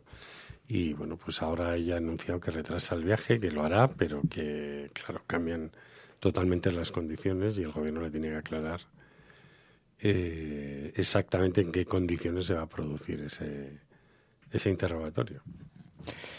Esto es la cafetera. Before I drift away, speak to my heart, reminding me where I belong. I am not allowed to walk alone. You will not rest until I'm safely in your arms. estaba diciendo, pero si es que la verdad, os voy a ser muy sincero, si es que yo soy muy poco endogámico, es que paso olímpicamente del día de la radio. Yo sé que este es un rollo, es que yo creo que la conexión que se da, entre otras cosas por la manera en la que vivimos nosotros la radio, la conexión que se da con los oyentes, yo sé que esto es el antirromanticismo total lo que estoy diciendo, pero yo no tengo un romanticismo específico por el medio, tengo un romanticismo de la hostia por la conexión que se establece con la gente, con los oyentes. Pero más allá de eso, porque me decía Emilio, bueno, el día de la radio, digo, no sé, el día de la radio, pues yo qué sé, yo escuchaba mucha radio cuando era pequeño, pero no tengo como el medio no lo tengo como idealizado, ¿no? Me parece que eso sí que crea un vínculo increíble con la gente, pero bueno, el día de la radio es todo el día. Todo el día es el día de la radio, todo el día es el día del vínculo. Pero me dice Emilio, pero yo tengo una batallita que quiero contar sobre la conexión con la radio. Es que luego hablas luego dices que es nostalgia. No seas tonto, que no me pinchones, no me metas el dedo en el ojo. A mí me ha pasado recientemente una cosa, yo que hago cosas con la memoria, voy a decir así, y que estoy en una asociación que desde hace años se dedica a abrir fosas comunes. Yo a principios de los 80, cuando María, no sé exactamente dónde estaba. Yo creo que no era mi proyecto. Yo hacía un programa en una radio libre. Las radios libres fue un movimiento que se inició a finales de los 70 y principios de los 80, bueno, pues como una forma también de romper los monopolios informativos de la transición. Y yo estaba en una radio libre que se llama Radio Fortaleza. Y el otro día me mandaron unos papeles de la emisora de entonces, ¿no? Que se cerró poco después del referéndum de la OTAN en el año 86 por una depresión colectiva. Y de repente leo el nombre del programa que yo hacía allí y entonces digo, esto no puede ser. Y el programa se llamaba A Tumba Abierta. Guau. Y yo digo, mira, pues llevo que hay una conexión. Toda la vida abriendo. Cuando lo leí, de repente digo, joder, es como... Se llamaba Tumba Abierta. Premonitorio. Sí, era ahí un avance, y hablo del 83. Y yo soy muy nostálgico de la radio. Yo sí he vivido momentos en la radio que me parecen gloriosos. Por ejemplo, cuando se cayó el muro de Berlín, yo oía mucha onda corta y leía los servicios en castellano de Radio Pekín, de Radio Moscú. Iba siguiendo todo lo que pasaba al otro lado del muro a través de, digamos, la propaganda que llegaba de aquí, la que llegaba de allí, pero era muy emocionante, ¿no? Sí, no, yo no lo decía por restarle romanticismo, porque la gente establece un vínculo también muy importante con la radio y eso, pero muchas veces es el día que aprovecha en las emisoras un poquito para mirarse al ombligo y para darse cariño de los buenos que hemos sido, lo bien que lo hemos hecho y los años que llevamos acompañándonos. Llevamos años acompañando, llevan años los oyentes acompañándonos a nosotros. Y tampoco hay un nosotros e ellos. Yo creo que hay una conexión mucho más en este mundo tan ultra bidireccional que estamos viviendo ahora. Ahora tenemos el hashtag abierto delante de nuestros ojos donde estamos viendo las impresiones de los propios oyentes, la manera en la que es tan interactivo, ¿no? Pero lo decía más por la rabia esa que me da un poquito de aprovechar para... Yo nunca he sido muy de colectivos. Claro, pero entonces no es tanto el día de la radio, sino cómo se celebre, ¿no? Si se celebra de manera endogámica, ¿no? No soy muy de colectivos, o los colectivos no son muy de Fernando, ¿no? Total, sí. Porque no te aguantan los colectivos. Nada, ni de coña, ¿cómo van a aguantar?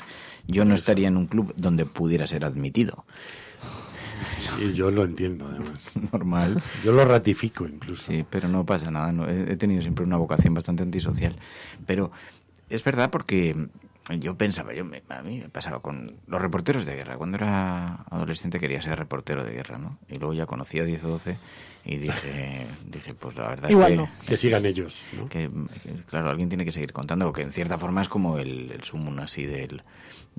Eso sí que es el romanticismo, la imagen que siempre se tiene de los reporteros de guerra. Claro, hay excelentes reporteros de guerra, hay gente que ha cubierto conflictos, pero mira, por ejemplo, Olga Rodríguez no era reportera de guerra cuando llegó a Irak y hizo una de las mejores coberturas que se han hecho sobre la guerra de Irak y no era una persona metida en ese mundo y con era de León.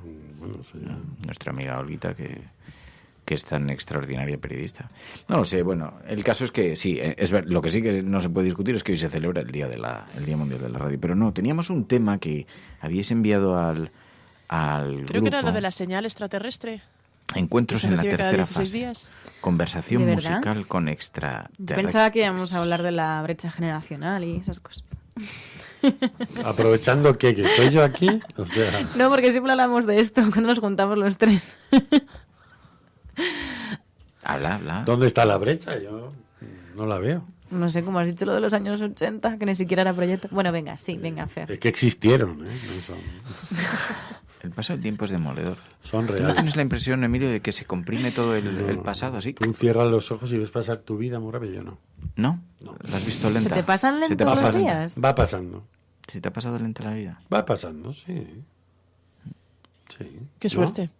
O sea, no tienes el estrés del paso del tiempo. No, yo creo que los móviles incluso matan esa cosa del tiempo, ¿no? Cambian totalmente la relación con el tiempo. ¿Estás en contra de los móviles? Yo espero que en algún momento haya una pequeña revuelta contra ellos, sí. ¿Tirarlos a dónde? Bueno, un movimiento que se desconecte, ¿no? Como hubo uno en los 60 que quiso desconectarse del capitalismo y volver a abrazar la tierra, pues yo espero que haya uno que decida que tirar el móvil y... Pero hay personas que lo hacen, no hablaría yo de movimiento, pero... Pues lo dice Emilio, que es postureo total. Pero si Emilio vive conectado al móvil permanentemente, si el otro día perdió el móvil y le dio un ataque de pánico, ¿qué me estás contando? Que hay que contarlo todo aquí para mantener la dignidad. Hasta ahora me estoy conteniendo, pero soy poseedor de información privilegiada en esta materia. Un ataque de pánico por un móvil. Me he quitado las redes sociales del móvil, para empezar. Hombre, pero ¿por qué has tenido que cambiar?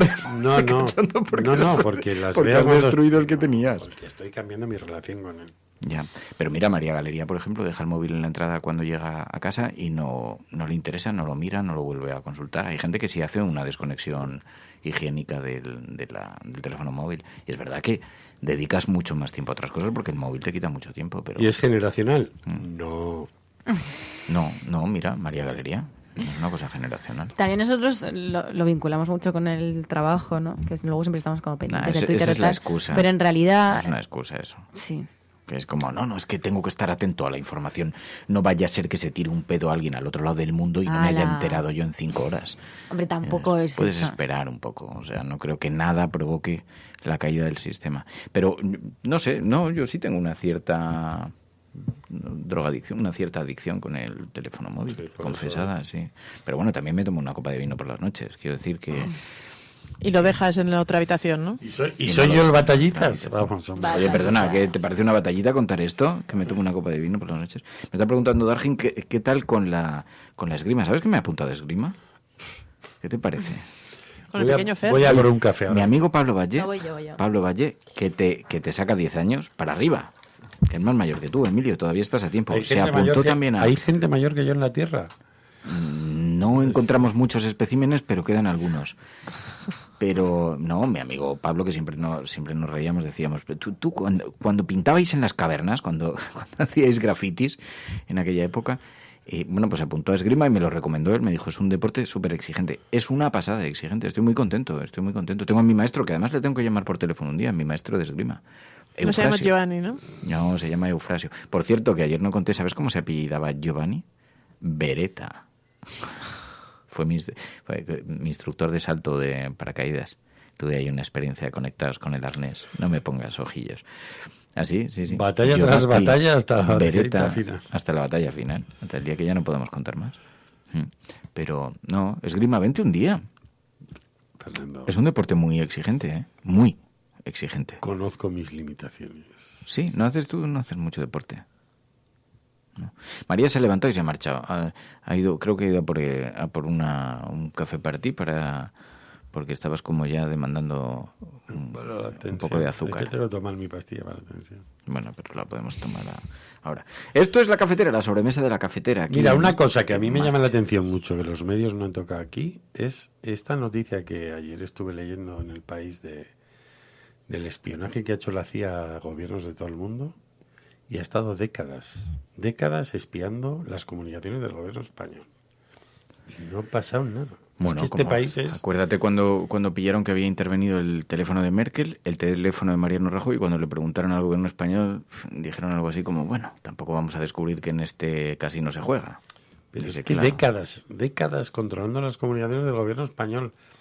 Y no pasa nada. A mí lo que me gustaba es que todo esto, cuando decían carnívoro, un software instalado para espiar todas las comunicaciones y tal. La gente decía, teorías de la conspiración. Y dices, toma, teorías de la conspiración. Todos los sistemas tecnológicos pasan, claro.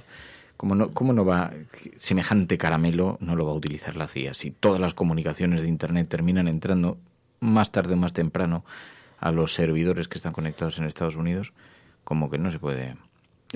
Ahí tienes. Lo que pasa es que, Emilio, es verdad, no ha pasado nada en España, pero tampoco ha pasado nada en Francia, tampoco ha pasado nada en Alemania, que es verdad que se ha dado como... Alemania estaba en el ajo. Claro, pero es que ¿qué vas a hacer? Ahí no. ¿Qué vas a hacer? Bueno, oye, una protesta como mínimo. Declararle algo, la guerra a ¿no? los Estados Unidos porque espían. O sea, es flipante. Sí, lo malo es que te hayan podido espiar. O sea, lo que Por dice ejemplo, poco no es de que te espíen. Lo tus que dice aliados. poco es tus aliados aceptándolo y también la No, incapacidad. tus aliados te han espiado, que es quizá lo... Sí, pero bueno.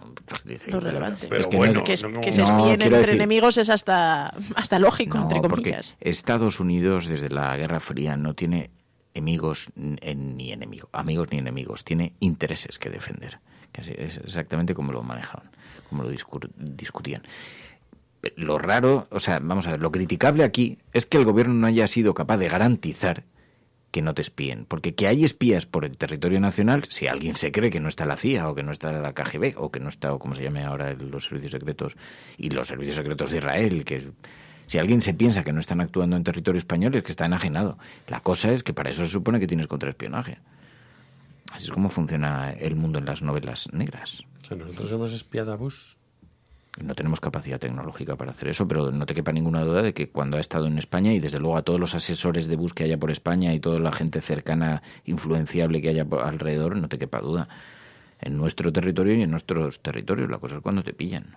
A ver, no pretendo ser cínico con esto, pero lo que no me sorprende es la reacción del gobierno. Me llama la atención porque en realidad lo que está reflejando es una ineptitud absoluta para evitarlo. Y quedemos por hecho como que tenemos perdida la batalla tecnológica porque no tenemos capacidad para evitar el contraespionaje así tecnológico, ¿no? Pero lo curioso es que en Estados Unidos tampoco pasó nada cuando Edward Snowden reveló que no solo se estaba espiando a los gobiernos extranjeros, aliados o enemigos, sino a los propios ciudadanos americanos, ¿no? Lo que sí pasó es para el propio Edward Snowden, que se ve obligado a huir de su país, pero realmente no ha provocado una crisis o una revolución como quizá podría haber sido meritorio la noticia. Es así.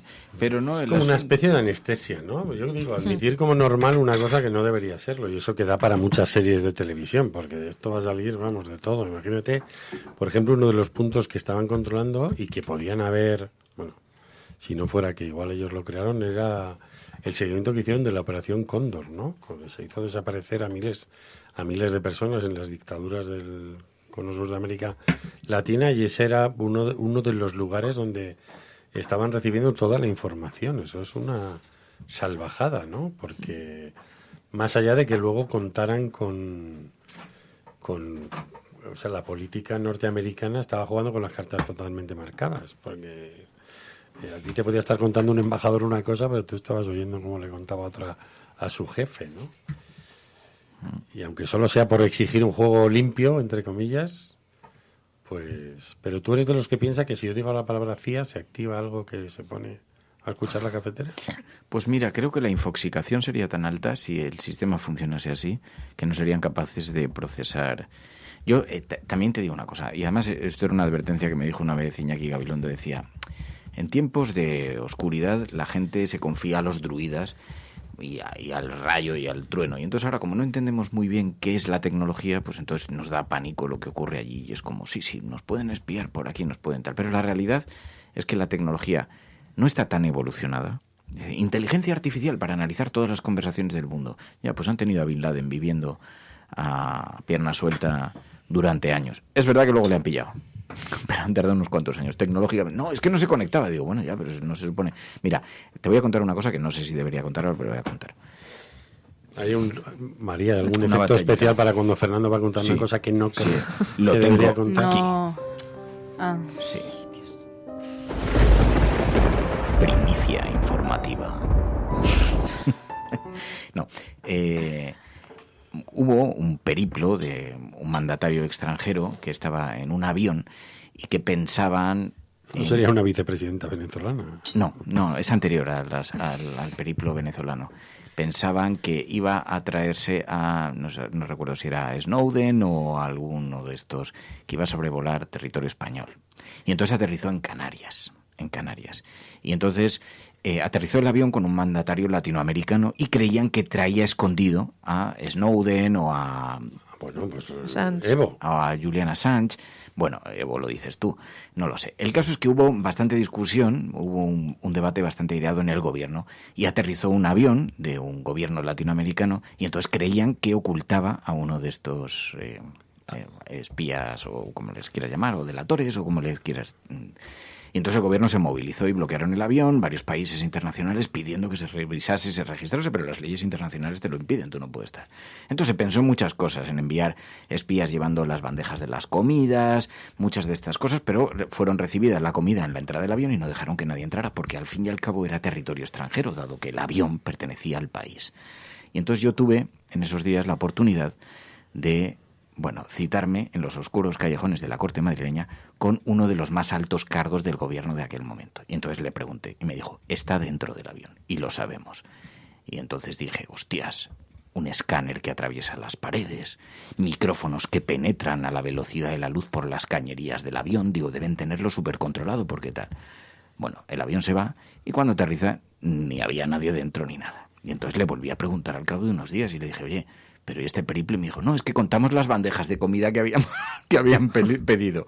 Y esa fue toda la investigación militar. Y para semejante deducción que mantuvo al avión parado durante horas. Y claro, digo, hombre, sí, es que resulta muy raro que alguien quiera comer 2 platos de jamón en lugar de 1. Y resulta que por eso has deducido y has paralizado el espacio aéreo y has montado la de Dios y encima has soltado a la prensa semejante tal.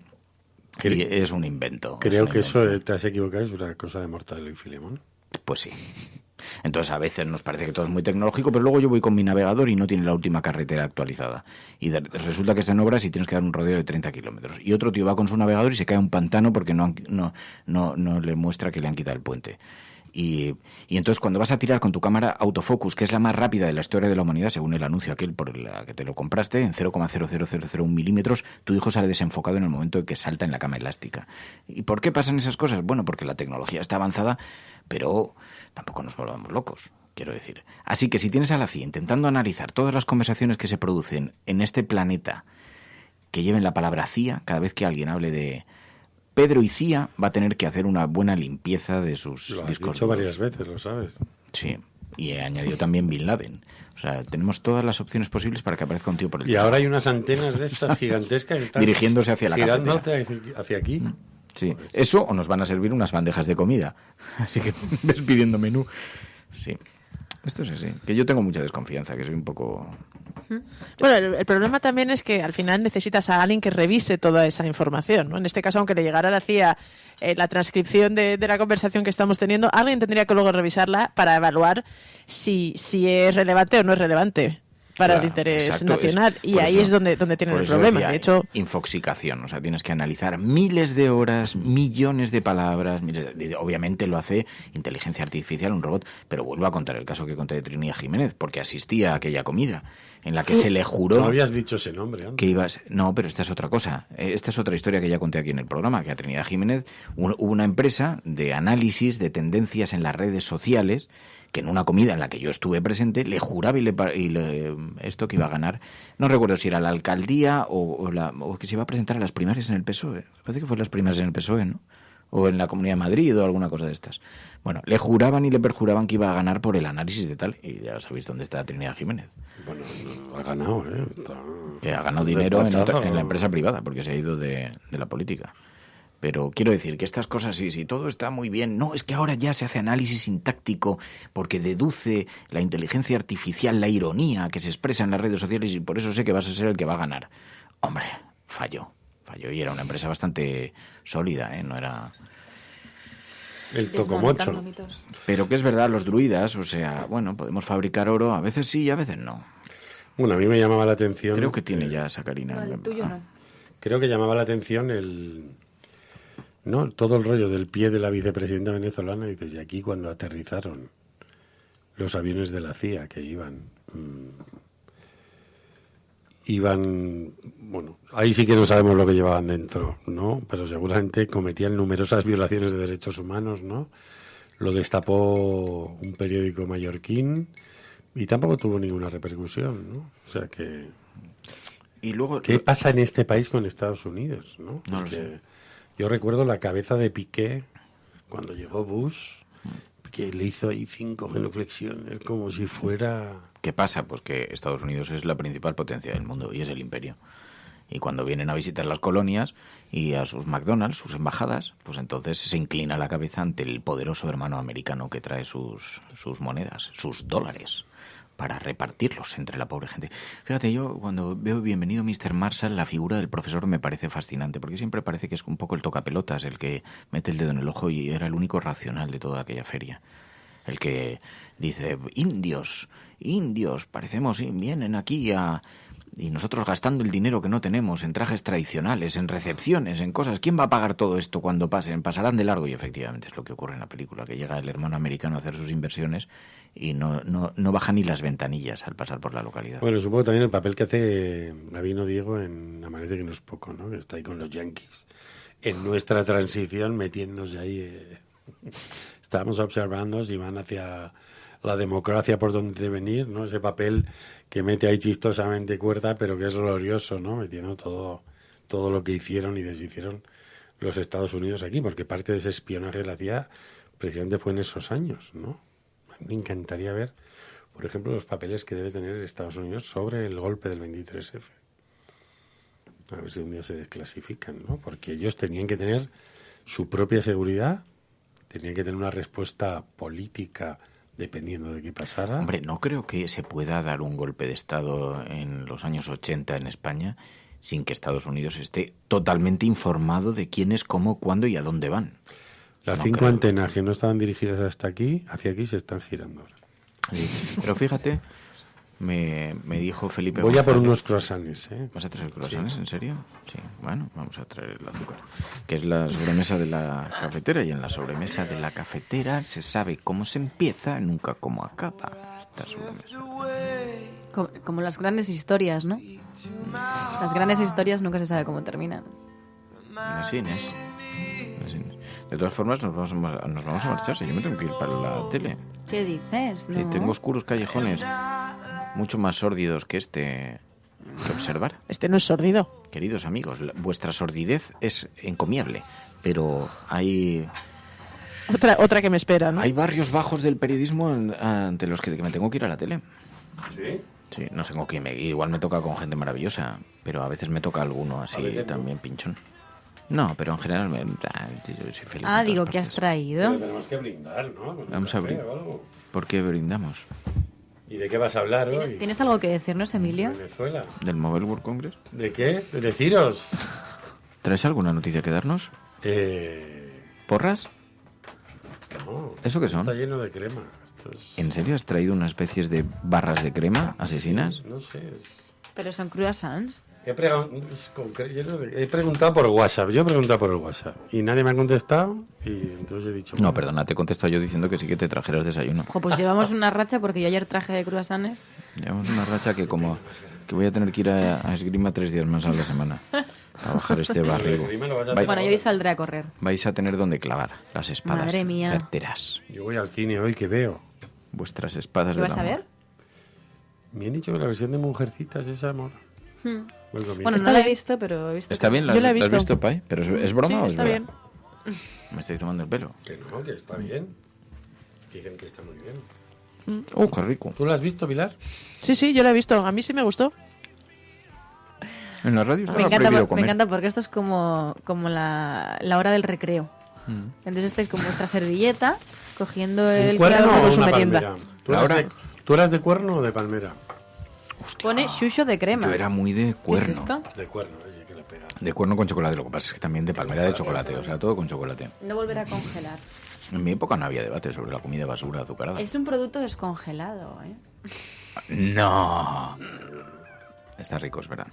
Es que es verdad que... No, pero es verdad que es difícil antes de venir al estudio encontrar sitios abiertos para comprarlo, ¿eh? No le defiendas. No, pero es que es verdad, porque a mí me ha pasado. ¿Están muy ricos? Sí. Si quisiera ser pinchón, podría serlo como él es, sí. Es un pastel dulce típico de Girona. Mira. Una masa fina de forma cilíndrica rellena de crema, frita y azucarada por fuera. Pues en Girona hacéis unos postres de estos de puta madre. Están riquísimos. Tiene el distintivo de producto de la tierra. Aquí nadie veo en el chat que haya ido al cine a recomendar algo.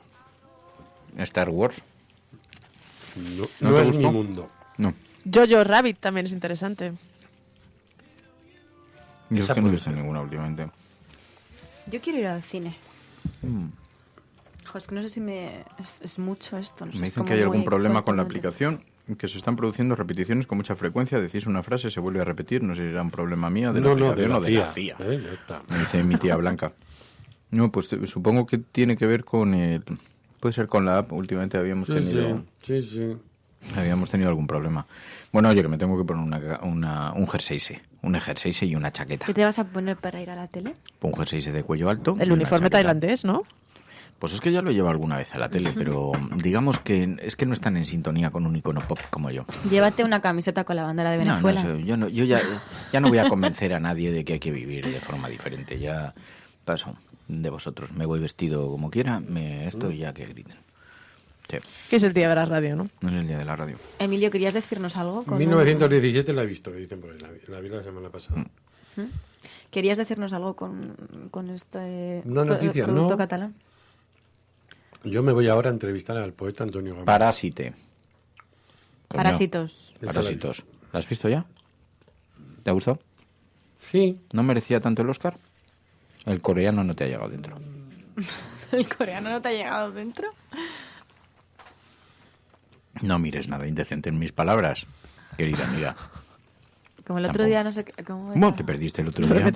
No metas el dedo en el agujero, en vez del dedo en el ojo. Y claro, y Paino y yo nos quedamos calladas en plan... ¿Pero qué fue un lapsus del señor? No hay por dónde cogerlo. Lapsus ninguno, podía haber sido peor haber dicho no metas el dedo en el ojete. Pero... Dijiste el agujero.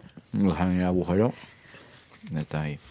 Bueno, oye, que nos vamos. Bueno, yo me voy ahora a entrevistar a Antonio Gamoneda. ¿Vas a estar con Antonio Gamoneda? Voy a entrevistarle porque me interesa. Él vivió en León desde muy pequeño, aunque no nació allí. Pero grábalo bien y nos das el audio y lo ponemos aquí. No, y quiero que me cuente su infancia porque León estuvo durante 3 años lleno de soldados nazis. Con Antonio Gamoneda. Y entonces, ¿Has quedado ahora para desde aquí porque no has quedado aquí? Que le invitábamos un café y le hacíamos un pan y charlabais aquí en el estudio con la gente oyéndos. Se mueve despacio. Bueno, grábale, hombre, y te lo... Por cierto, eso, que estamos buscando información sobre la presencia de los nazis en España, por si alguien sabe algo. A veces los obligaron en algunos pueblos, por ejemplo, Olga Rodríguez me contó que en el pueblo donde era su familia en León, hubo gente que le obligaron a alojar en casa a un soldado nazi. Y aquí en Madrid también se hizo, quiero decir que... Pues estamos rastreando todas esas cosas, por si alguien sabe algo. Si alguien tiene información, Emilio la recibirá muy gustoso. Gracias a todas por vuestra compañía. Gracias, Emilio, por venirte al estudio. Qué bueno está eso, ¿eh? Gracias, Pai. Gracias, Mary. Sí. Pai, Fernando se acaba de comer el tuyo. Yo he traído 4. Ya me imagino. Sí. Se ha comido con poco respeto y poca consideración. No he hecho nada. No he comido nada. Nada. Qué ricos. Gracias. Me debéis un montón ¿Sí? de croissants Es verdad. Eso es verdad. y bollos. Gracias. Cuidaos mucho. Adiós. Gracias. Pues veré mujercitas.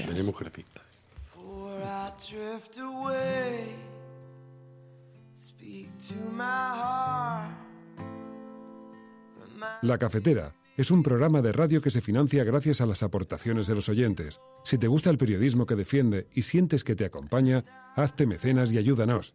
Infórmate en radiocable.com/mecenas.